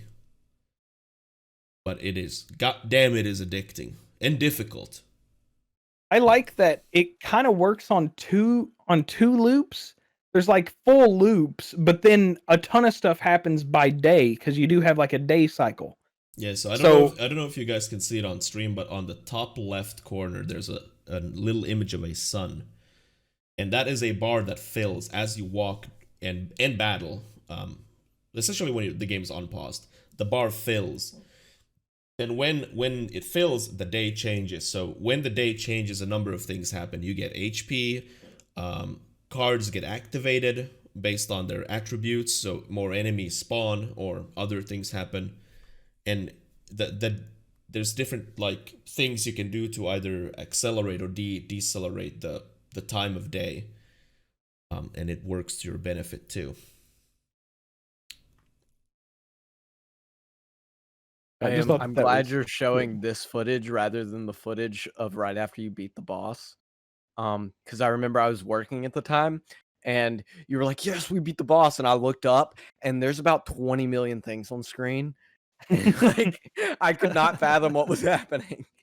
Yeah, late game, they're like every single square has like 5 dudes on it. And there's like I thought the way goblins and then those other monsters, I won't get into too much of it, but like it's not everything is as straightforward as it seems. The groves and spider cocoons make monsters spawn, and they say that they make monsters spawn, but like using so many of a certain resource will cause some monsters to spawn, and it's really interesting. It's definitely a game I'm going to play a lot of. There's also this aspect in the game where you if you put any particular card down and you adjacent another card, depending on what cards they can interact with each other. and there's different combos you can do, and the game doesn't really tell you about them. I know of one that Trevor, not this Trevor, the old Trevor, he told me about a combo that you can do, and in no way does the game tell you about it. But it is one of those things that I also like. A lot of this you would discover on your own at some point, but there's definitely like different things you can do, like how you combo cards. So yeah. And that's also like the fun of games like, you know, Isaac, Slay the Spire. I've been playing a lot of Slay the Spire still because that game's hard. It's a good game. Yeah, it is. Holy crap. But it's that feeling of you finding things that work and then just, you know, getting your ass beat over for at least for the Slay the Spire. It's like, you know, taking some of that. I guess this is with any roguelike. It's like taking that and then building upon, you know, just your knowledge. Like you have most everything there, minus, you know, like some, I guess for Loop Hero, it would be like some of the base camp stuff, you know, you have to like unlock. So there's a sense of progression there. But like most of what you could, like you could do most, like you could complete the first loop on your first try. Probably not going to happen, right? Because like you don't know what's happening. You don't know where you're putting things. And that's always the, I guess, hidden progress. It's the progression of the game that it's not like abundantly clear, but like you mental progression, and I really enjoy like that aspect in particular, and I feel like that's why it's crack. Yeah, being like finding and I realized I liked that whenever I was doing like competitive TCG stuff is finding that combo that's so satisfying that you're just like, you know what, I want to do everything around this one thing. And then it's like you just find like that one magical combination and you just ride it out. Like I do it all the time in Slay the Spire. You just find that one mechanic that you think is super cool, and then you base a whole deck around it and lose because it turns out you were bad and it's a dumb combo, but it was fun as hell. Amen. Yeah, that happens to me a lot in Slay the Spire. I'm just like, man, this card is cool. I would really like to win a game with it. That's not happening. This Spire is probably like the, in terms of like deck builders, it's probably the top of the food chain, at least now. Yeah, but Loop Hero is definitely up there too, if you would call it that loosely. It's 1/5 deck builder. Yeah, definitely. Like, the deck building aspect is not the main portion of the game. I would use the term deck builder very, very loosely when describing the game. And that's one of the genres that Steam puts like right at the top. That's why I was very confused when I looked at it. Like the first time I noticed that too, and I'm like, this is not a deck builder. Like, yeah, the third one is card game, and I'm like, I think that's what primary genre would you put Loop Hero as? Because it has like roguelite. I don't maybe know. Just adventure. I can think of video game. It's just video game genre. I mean, I get your point. Like deck builder probably is the most clear thing you can put there, because there is clear deck building aspects, but it is such a small portion of the game. And like obviously, like it is such a, but how, you have to, unfortunately, you have to have that genre to pull people in. Like, you don't want to call it a roguelike, even though it is. Every one of them is unique, and you have, certain upgrades that overlap. It is definitely a roguelike. But a Dark Souls player, or not a Dark Souls, but like a Binding of Isaac player is not going to enjoy that, maybe, because it's nothing like that. Yeah, in the same way, though, isn't going to necessarily enjoy it. But in the same sense, like if you're a deck builder gamer, like you play Slay the Spire like a lot, and then you find like Loop Hero, and it's like, deck builder, oh shit, I'll check it out, and then you like play it, and it's not a deck builder, and then it gets the same thing. Like, call it a roguelite and you piss off the Isaac player, call it a deck builder, you piss off the Slay the Spire player. But I mean, what do you call it? And it's like your character levels, there are quests. You're a pseudo, but it's not an RPG. Well, that's actually what I was gonna say. So, like when I look it up on Steam from a browser where I'm not logged in, it's the tags the genre it puts it at is indie, RPG, simulation, and strategy. Those are the 4 genres that it sticks in. Which indie obviously makes sense, but I mean, Does it though? That's I basically guess. that's just Simulation. video game. Yeah, They that's just the video indie game. Indie doesn't make Yeah. any fucking sense. That's just video game. Yeah. Yeah, that's I don't know. And I'm not saying roguelike's wrong. I'm not saying deck build is wrong, but you have to you need that tag to really get people in.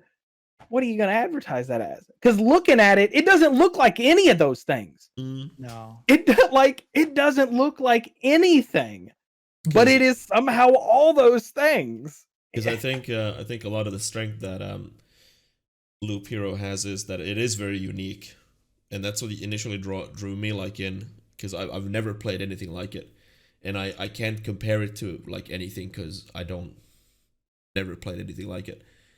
So I understand that like putting a tag on it is difficult.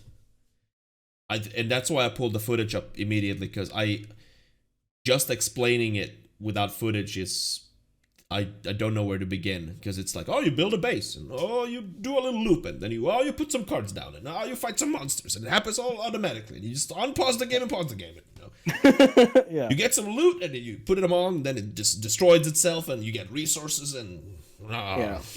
Without footage, I think that game is impossible to describe, because you're not actually even playing the game, right? Like you're not the dude. That's not you. You're not even impacting the fight. Let's put visual novel as a genre for it too. Visual novel. Maybe. I mean, why not? Yeah, it's already got video game. Why? Oh man, I but like it is Loop good. Hero though. Yeah, it seems both Joe and me are like I'm into it. approving it. After the disappointment of Dicey Dungeons, another strategy style roguelike board game is what I needed. Fuck Dicey Dungeons. Yeah, fuck Dicey Dungeons. Maybe we're too harsh on the game, but fuck it. Yeah. I'm not too harsh on it. Fuck it.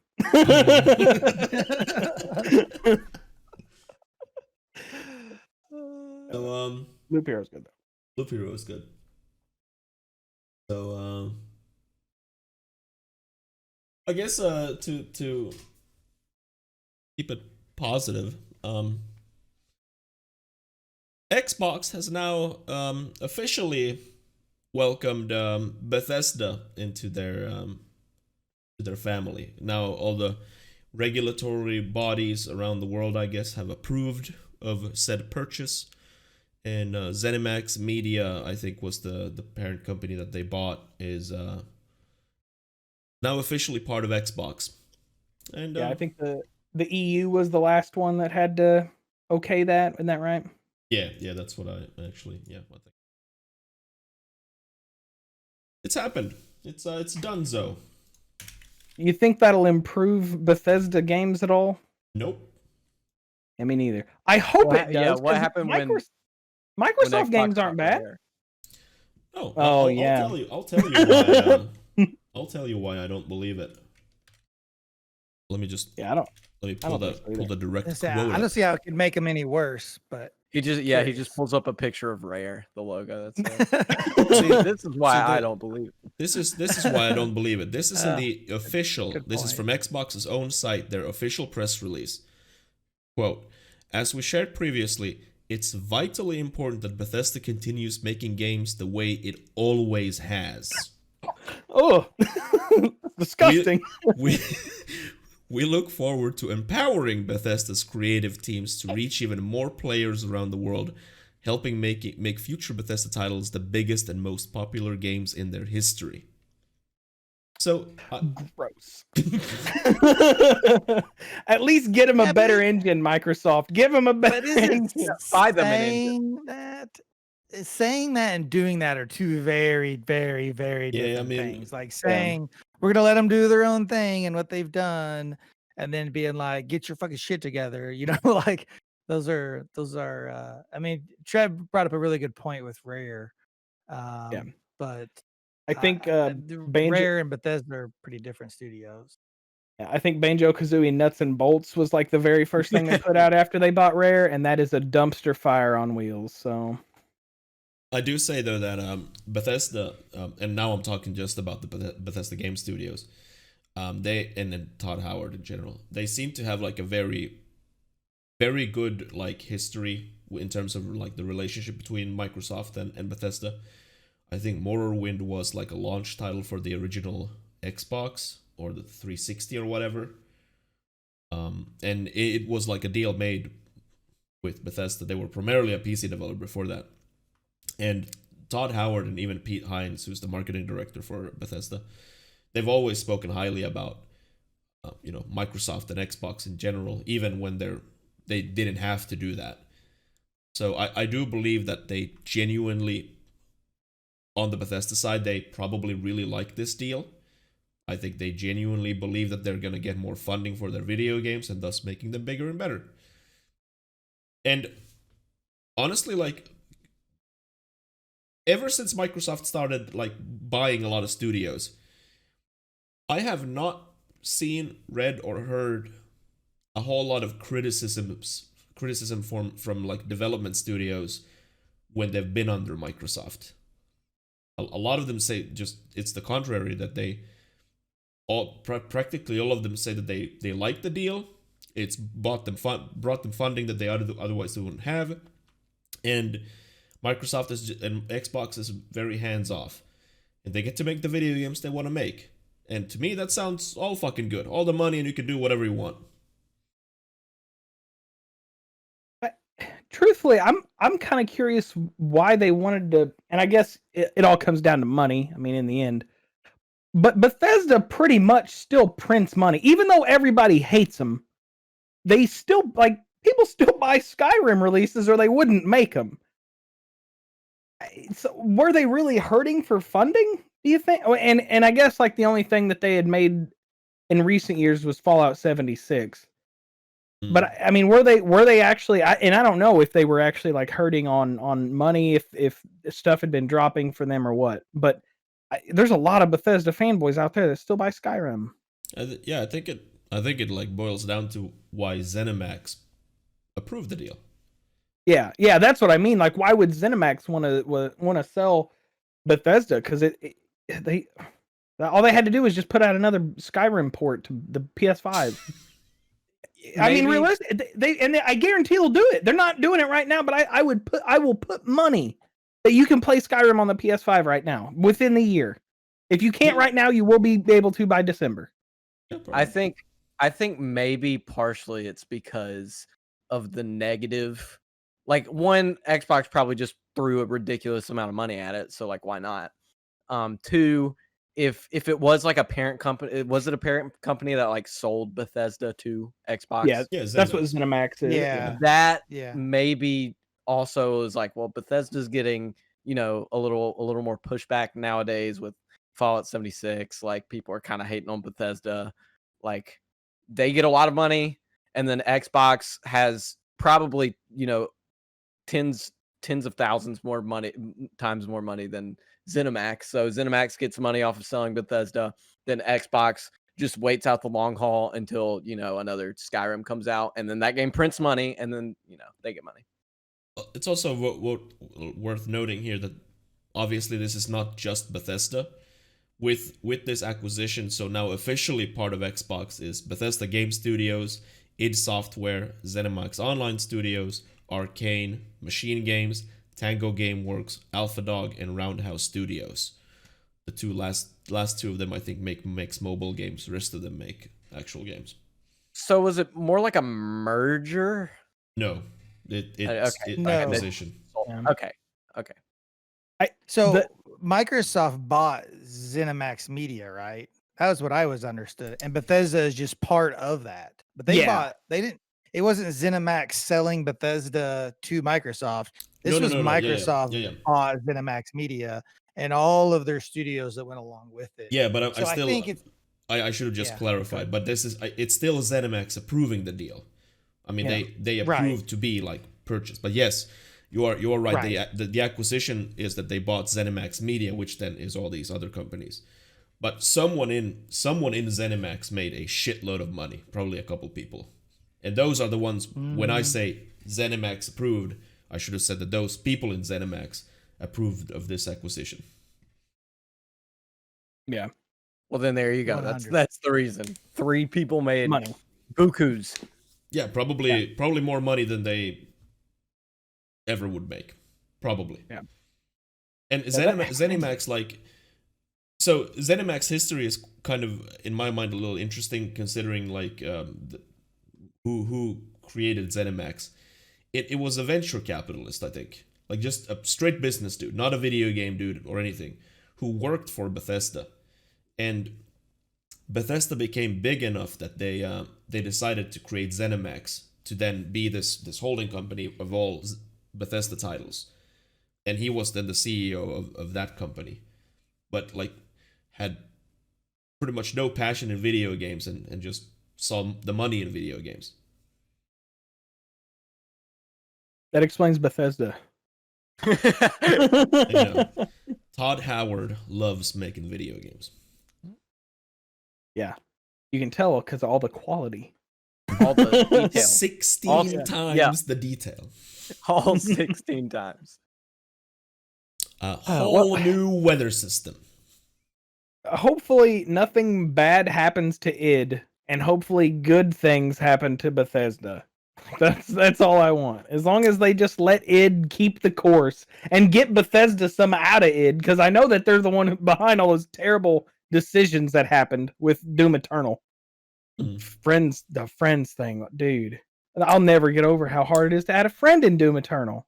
The number one thing I hope that this acquisition like brings change to is the complete eradication of the Bethesda launcher.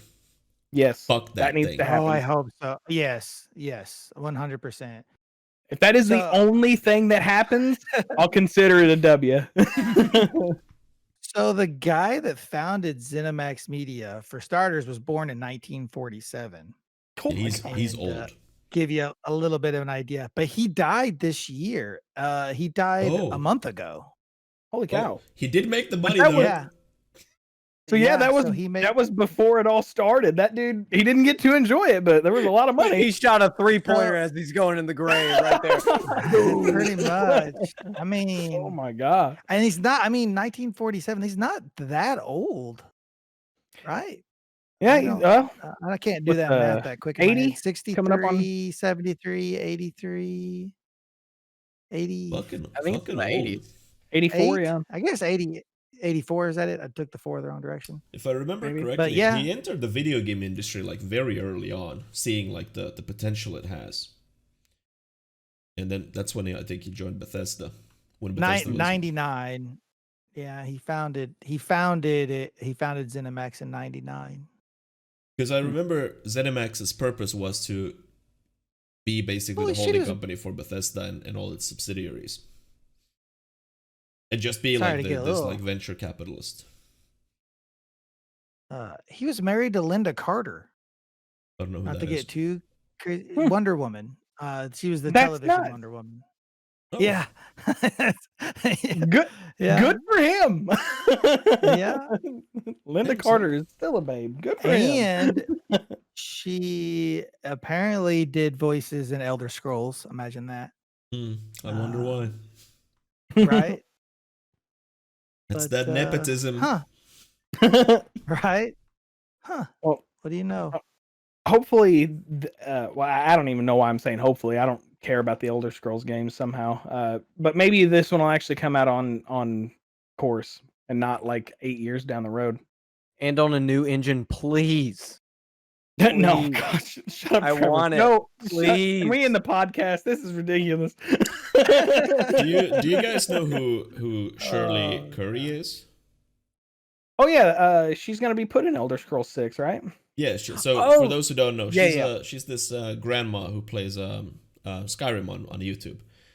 Like went No relation. viral a long while ago, and like she's like old, and yeah, she's been to like the Bethesda studios to do like mocap and stuff. And what really sucks is that and this is gonna be super morbid, she probably dead when Elder Scrolls 6 comes out. Well, that's why I don't remember 100%, but I think I remember reading that's why they did that. Like they put her in the game because she likely won't be alive when it's out. I won't swear by that, but I think I read that somewhere. Oh. She's 84. She was born in 36. So he was only so in he's his 74. 70s. Okay. Yeah, that's not actually that old at all. No, it's really not. Damn son. We are dying younger, I think, trend-wise. What? Good for us. It's all that the we there. It's all that stress. It's all that, you know, the we in that cover.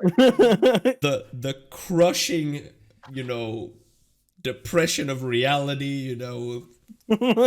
Life is a pain and existence is futile. True that. Anyway, yeah, I heard that's why I can't. Like I said, maybe I'm just making stuff up, but I could have swore I read that somewhere that the reason she's going to be in it is because she likely won't be alive when it's. I feel bad if they like. This is also kind of morbid, but if because they knew that possibility, they don't have anything for Elder Scrolls 6 other than the logo and her mocap suit, like footage.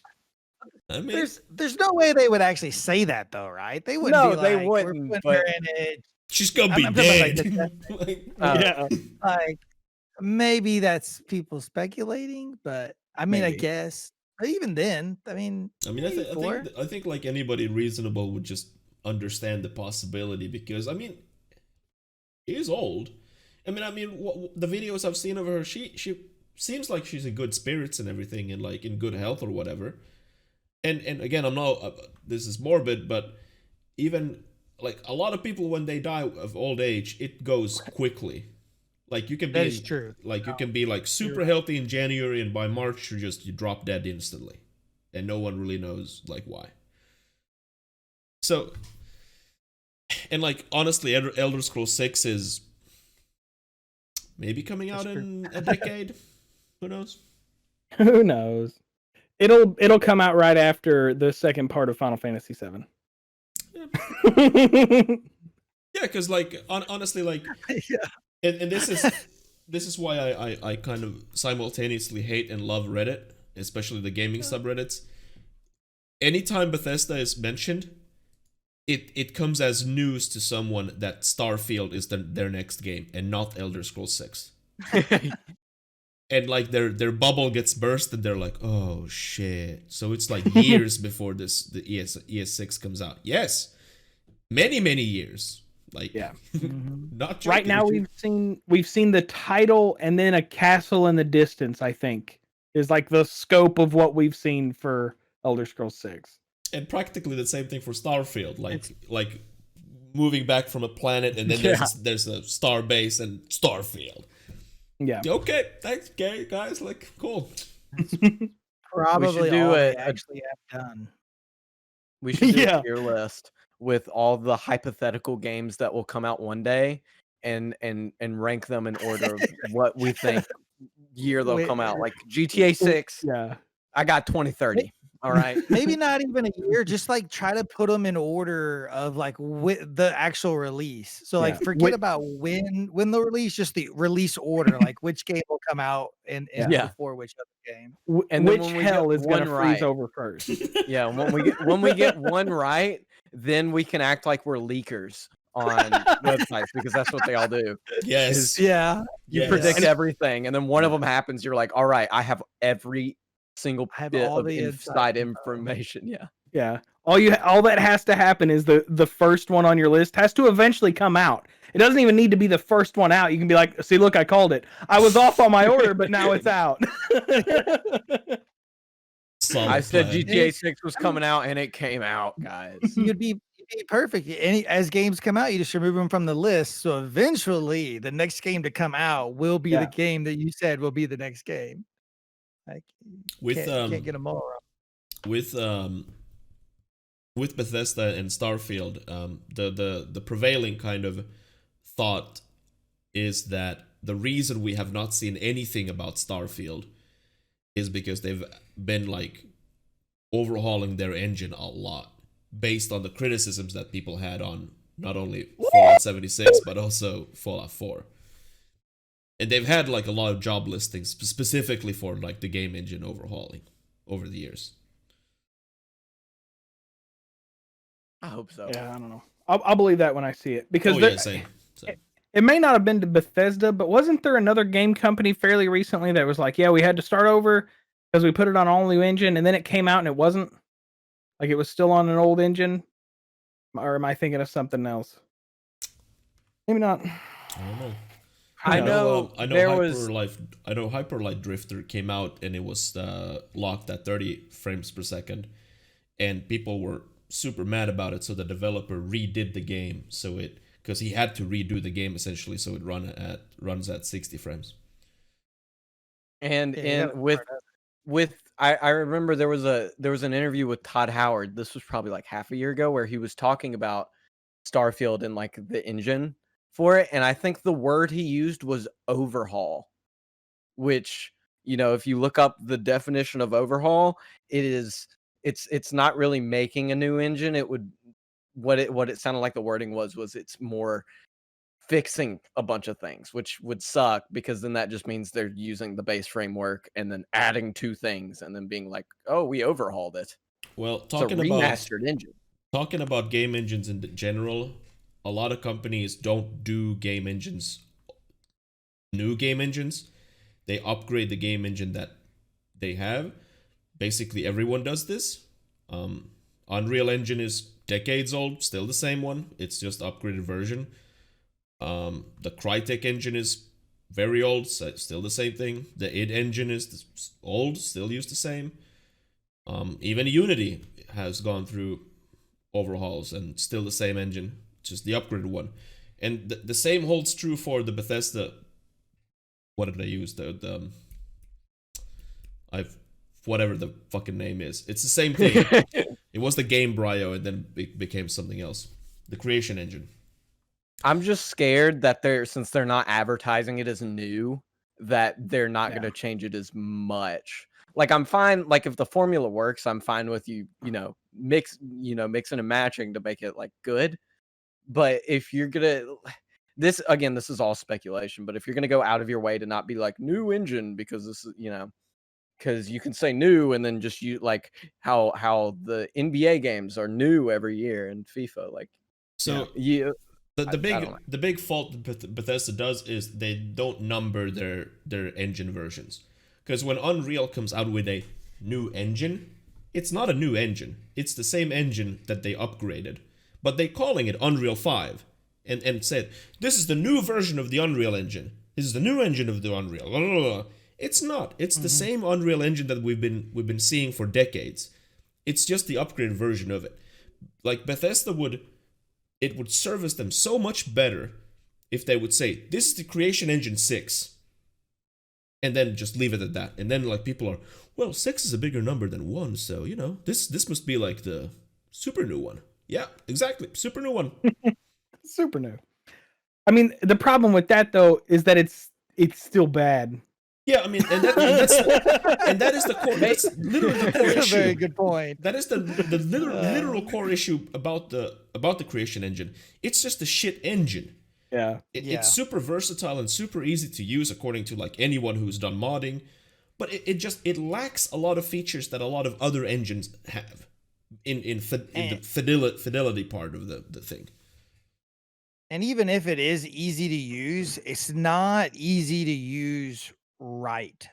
I mean, that engine is so easy for them to create bugs and memory leaks, and it is a really shitty engine. Like it may be easy to make it do something, but making it do something right is just it. I cannot believe that to this day. Like, that's one of the first things that I was a little worried about Fallout 76, which turned out to be like least of my issues. Yeah, I mean, because the Creation Engine is not made for multiplayer games. So if you have an engine that it's not made for multiplayer, then that engine needs to be repurposed so it works with multiplayer. Now, granted, you can play multiplayer, but it's the Creation Engine. And then It you sucks. crash your whole economy in the game because the inventory systems don't work. And you leave the developer rooms in places where people can get to them and get every item in the game. Because all of these issues are just based on in my mind at least, like, because they've chose to make it shit. Like, even like Anthem was and like BioWare was forced to use the DICE engine, the Frostbite engine that DICE created for Anthem. Now the Frostbite engine is made for first person shooters. It's not made for RPGs, not even third person games. So what happens is BioWare had to manually build from the ground up basic functions into the Frostbite engine that it didn't have, like an inventory system. Because they were forced to use an engine that was not fit and made for a RPG game. At all. Yeah, and I mean, and where's Anthem now? Fucking nowhere. That's where. Yeah. Dead. Frostbite is a FIFA engine. It just blows my mind what they try to do with that engine. It's a beautiful engine if you use it in a first person shooter. Absolutely fucking stunning looking. Put it in a Battlefield game, fucking beautiful. But it because EA's lack of, I guess, perception or understanding or whatever the fuck, they force every game to use the Frostbite engine. And I understand why. It's because they own the fucking engine. It means that they don't have to pay licensing fees. They don't have to like rent anything. Exactly. It's an in-house thing, so everyone uses it flat and whatever it takes. And then you have situations where, they try to make their next flagship whatever bullshit game, and it doesn't run because the engine is not made for it. Mm-hmm. Yeah, that's what I thought you were gonna say when you said put it in a Battlefield game and it was beautiful. I thought you were gonna say put it in the RPG, and like, yeah, it just does not. It does not work on well, and that's actually what I was gonna mention. The Rose mentioned. What was that game? They made a racing game using the Frostbite engine, and to say that it barely worked at all is pretty liberal. I And mean, I like, cannot think of any what that Need game for was. Speed game, maybe? I don't know. I'm guessing. No. Need for Need for Speed Speed the the Run. Run? Oh, that one came out. I had that one on PS3. That game doo-doo. Oh, yeah, I- it was. Yep. Okay, yeah. I That's used insane. I buy most every Need for Speed game and have been disappointed almost every year. So. Excellent. Excellent, yeah. That's The old quality ones are fun purchase. though. Yeah. I have all the old ones on my shelf over here, and those it's more a nostalgic memory thing that I hope they're good. But Need for well. Speed used to be a good franchise, and then they fucked it. That happens a lot. That was one of the first ones, right? Where one person could play as the cops and one person could play as the yeah, as the, Hot Pursuit trying did to get that. away. Yeah, Hot Yeah, Pursuit and that did was like one of too. the first games to do that. Because I played way back, like I played Hot Pursuit and I played Underground. Underground was fucking dope. I really liked that game. But can't have that anymore. Yeah. That was almost like open world-ish, right? Underground it's 2 like- was open world. Underground 1 was just more map based, but Underground 2 was like when Okay. they did their first here's go through the entire city. It was pretty cool. And you could like go I to probably the played, races, right? Yeah. Yeah, then I played Underground 2. Yeah, that one was fun. But yeah, like overall with the Bethesda and their engine, like I sympathize with people that, want a new engine. Like I wish they could just switch to the Unreal Engine and like be done with it. Because, it's just more good looking. But they refuse, and they refuse to do it for the same reason EA forces the Frostbite, because they have an in-house engine, no licensing fees, so it's free to use. But, Rose also did mention that it would be cool if they could use the id Engine. And honestly, like, I don't understand why they don't do that, because there's, the id Engine is part of, like, Bethesda. They could have, like, already done it, and they still choose to use the Creation Engine. Yeah. Well, hopefully with someone else at the helm, and I don't, maybe the guy, but him now, knowing now that the owner of that company was just a money man, it kind of explains a lot. So hopefully now that they're owned by Microsoft, there'll be less 100% money, maybe just 90% money, and that 10% will be enough to get us on a better engine. I want to look at that dude's will. It's like bury all my savings with me. My 3-pointer was for not unless y'all do that. So you said, Nate, he died like a month ago? Yeah, I said February 3rd. His Yeah, name so- was Albert something or another. So he made a shitload of money with this acquisition, and then he immediately drops Yeah. that. Yeah. What a Yep. fucking Rough. way to go. The I American know. dream.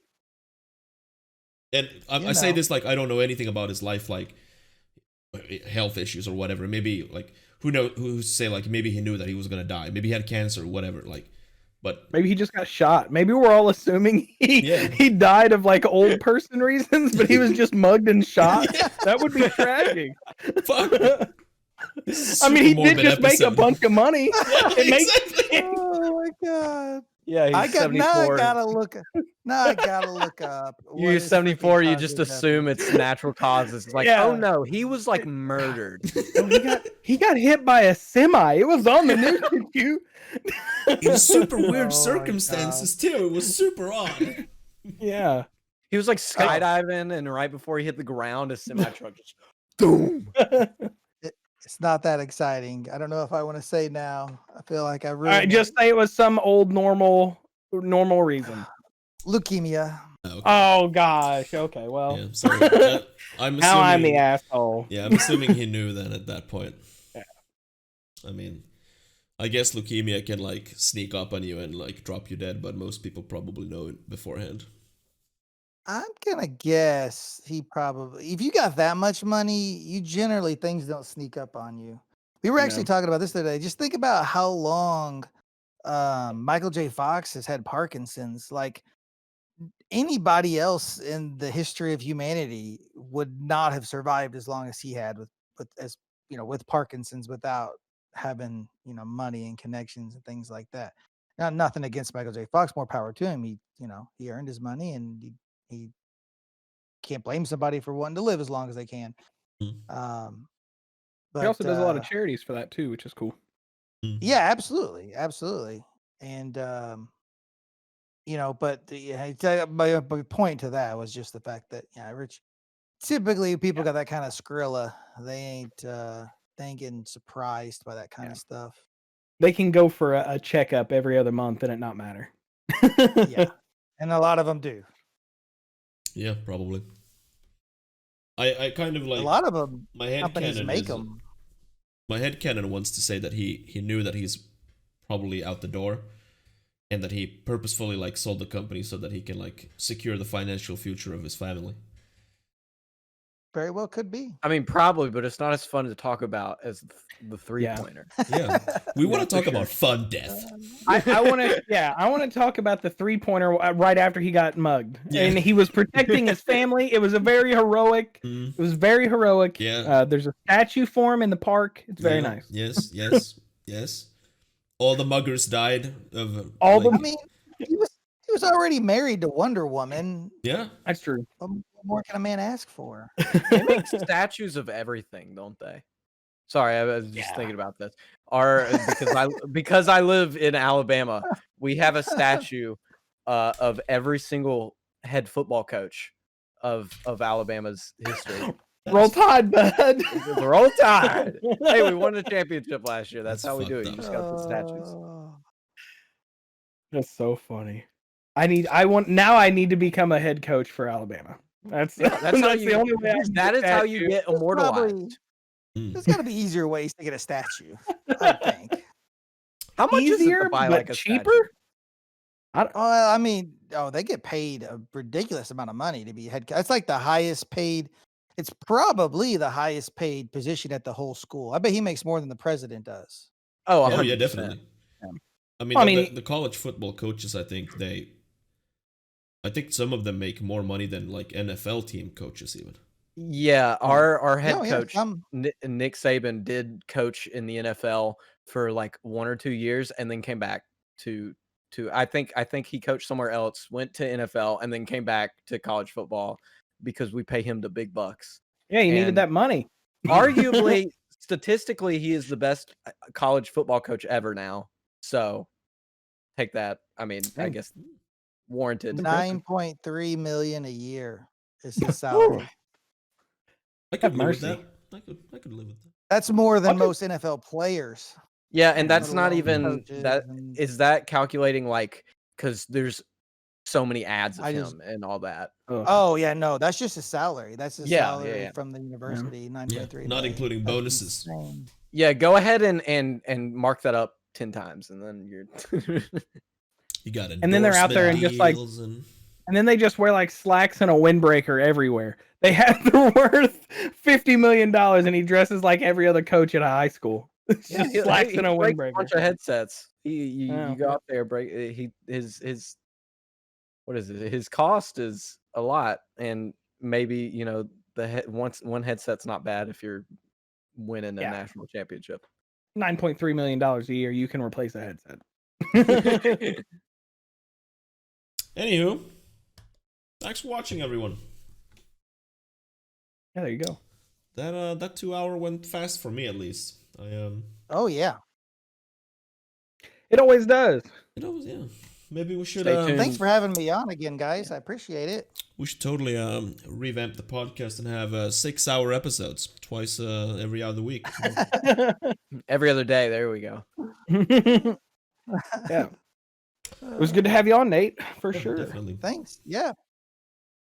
Tune That's so in. funny. The 12 hours or get off. Tune in next week for our analysis of the college football playoff brackets and recruiting classes of the year. Exactly. Yeah. I Tune in for will, March I Madness. will Hosted by Tom. Yes, hosted by me, who And a look into Definitely. the NCAA basketball. definitely don't know anything pre-brackets. about American football. Uh, But yeah, awesome. to anyone like wondering, Nate is probably gonna be here, more. I consider Nate to be part of the podcast group. The situation with North and me is same as always. Because of our work, we miss episodes, and that's why there's substitute players. North's not here, so Nate's here, and Like a football team. yeah, exactly. Full circle. We came back around. Yeah, that's what this podcast is all about. Coming full circle, man.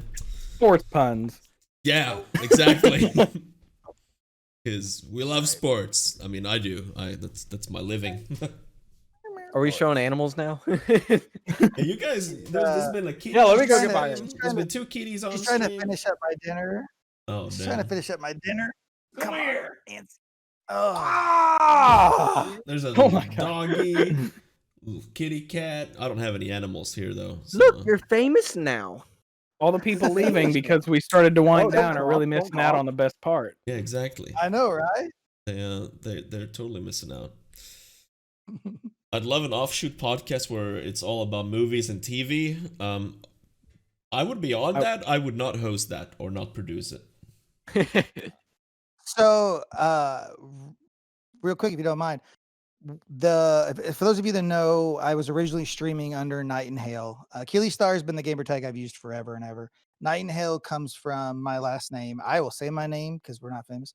Nate Knight. And my best friend's last name is Hale. And so we came up with Night and Hail, and we were originally going to do it as a movie podcast.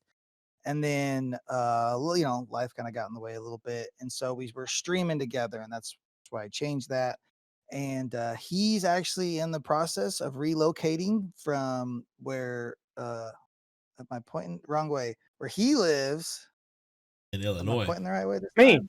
Yeah, to where I live in Texas. Yeah, he's actually gonna be moving down here, and so we're gonna be doing some Night and Hell streams. But that is something we've discussed about getting together. So Tom, if you are serious about it and you really do want to be on it, that is something that we have talked about getting together and having people on. So once he gets Yeah, I down mean, here. And I'm gets down for settled. any form of podcast if it's like a topic that interests me. The only reason I said that I won't host or produce it because I don't know about movies and TV enough to be comfortable doing it. Yeah, he watches pretty much every single movie that comes out, and that was pre-COVID. That was pretty much what we always did, was just go to the movies. So yeah, I will. Really, cat? Sorry, she's just being relentless. Yeah, didn't mean to get off of the tangent right there at the end, but yeah, that is something we've talked about. So I will definitely let you know. Right. And Nate also does stream regular under that name. So if you he does stream, so He definitely does give him a not. follow. He does not stream. I'm under that name. under Achilles Star now. Under Achilles Star. I'm sorry. Yeah, Oh under yes. yeah, under the name currently beneath him right now, Achilles Star. Under my Yes. under the new name. And if you're watching on YouTube, all our channels are down in the video description below. Yeah. Watch them. Oh, Well, I don't know. Yeah. Do something. Watch every stream I've ever done at this very moment. Click the links or last don't. I minute. don't give a shit. That's how you get people to click the links. Yeah. It's reverse do psychology. it. Don't Yeah. do it. Don't do it. No, I don't care. do it. Yeah. Don't do I it. have personal fucker. information on there. Don't do that to me. Don't try to dox me. I don't have my credit card number on that link. Yeah. To everyone wondering, my Twitch password is my social security number. So if you can somehow figure that out, you're welcome to my channel. Well, it's time for me to go get cracking. Anyway, yeah. I stream on my channel. We all stream on our own channels, and we do games. I'm in the process of doing FF12 and random games, and I'm not sure what the other guys are doing, but it's all good content. Yeah, you guys can shout out yourself if you want to. I don't want to. You guys already know who I am. I'm streaming Final Fantasy tomorrow. I'm Trev Dog. That's a kill star. I'm leaving town for the next week, so I won't actually be streaming. So I'm gonna fuck off. I gotta go to Pennsylvania for work next week or until next week, but I haven't decided what I'm gonna be streaming when I get back yet. So we did Factorio last week, but I might try to get. I'm serious. I think I'm gonna try to get the Ouya. I looked up. It looks like some people have private servers, and I might try to get a couple games going and see what we got in there. So I'll keep you guys in the loop and let. I want to see that shit. I want to see that so badly. I'll definitely look into that while I got some free time on the road. In regards to just more than just saying my name, I don't know when I'm streaming because I'm in a band now. That's if wow. anyone cares. That's Stream that. Ooh. I guess I can stream practice. Just I've been doing a lot of guitar, so Yeah, people would watch. I'd watch you practice. Yeah. Stream that for sure. Yeah. well, yeah, I'll see, but I am trying to stream as well too. Just all this is free time stuff, so we'll see. All right, that's Awesome. it. What kind of Somebody genre, asked though? the genre trend. Genre is music that college kids like, Okay. aka Mr. Brightside, and then down here some country music, and then we'll throw in like a little Motley Crue every now and then. So It's half of what people want to play, and half of because we're playing in front of people, we have to play things that people know. So How many times have you played Freebird? none. Well, it's not on the set list because Ooh, every other well, you- band. There's weird. The band scene down here is like every band plays just the Grateful Dead, which is really weird. It's like Grateful Dead and then Freebird and Knocking on Heaven's Door, and that's it. And so we're a little different in that regard. So we'll see how that goes. Mr. Brightside is like that is on there. every year. That it is like on tops there. the UK charts every year because Mr. Brightside is still it's at least in the UK it's like the the song all like college kids listen to or university. Rose made kids a or point. whatever. I have no clue why we do not play Sweet Home Alabama. That is, I think there's something wrong with us that I we're think not playing that. I would guess that Sweet Home Alabama is only popular outside of Alabama. No, oh yeah. Actually, people get tired of it. Never mind. You're right. I can play it though. At least if that secures my citizenship. It does.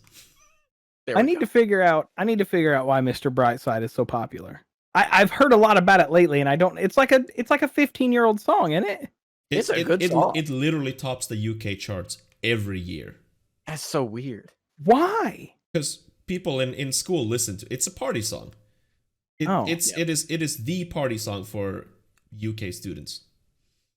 Huh. Same from same the down here. Killers. They play from the it Killers.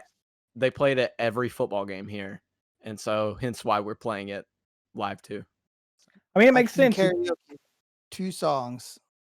That one and Paul Revere by Beastie Boys. Those are the only 2 songs I'll ever. Because I didn't know about Mr. Brightside. That I learned that like last year.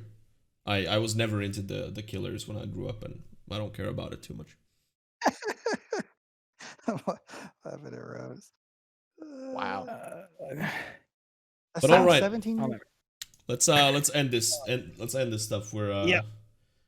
going rambling. going way off. Anyway, we're back in about 2 weeks. Every second and fourth Wednesday, we'll be back. I don't know who's gonna be on next time. Probably me, probably Joe, probably Trev. Fourth one is always a mystery. Maybe it's Nate, maybe it's Nort, maybe it's Dan, maybe it's Jesus. Place your bets now. I'm taking money for bets. Exactly. Place your bets. I'm gonna make a list and I'll adjust it depending on who's on here to make me look right. It's the way to go, man. Anyway, see you guys in 2 weeks or about 2 weeks. See ya. Bye.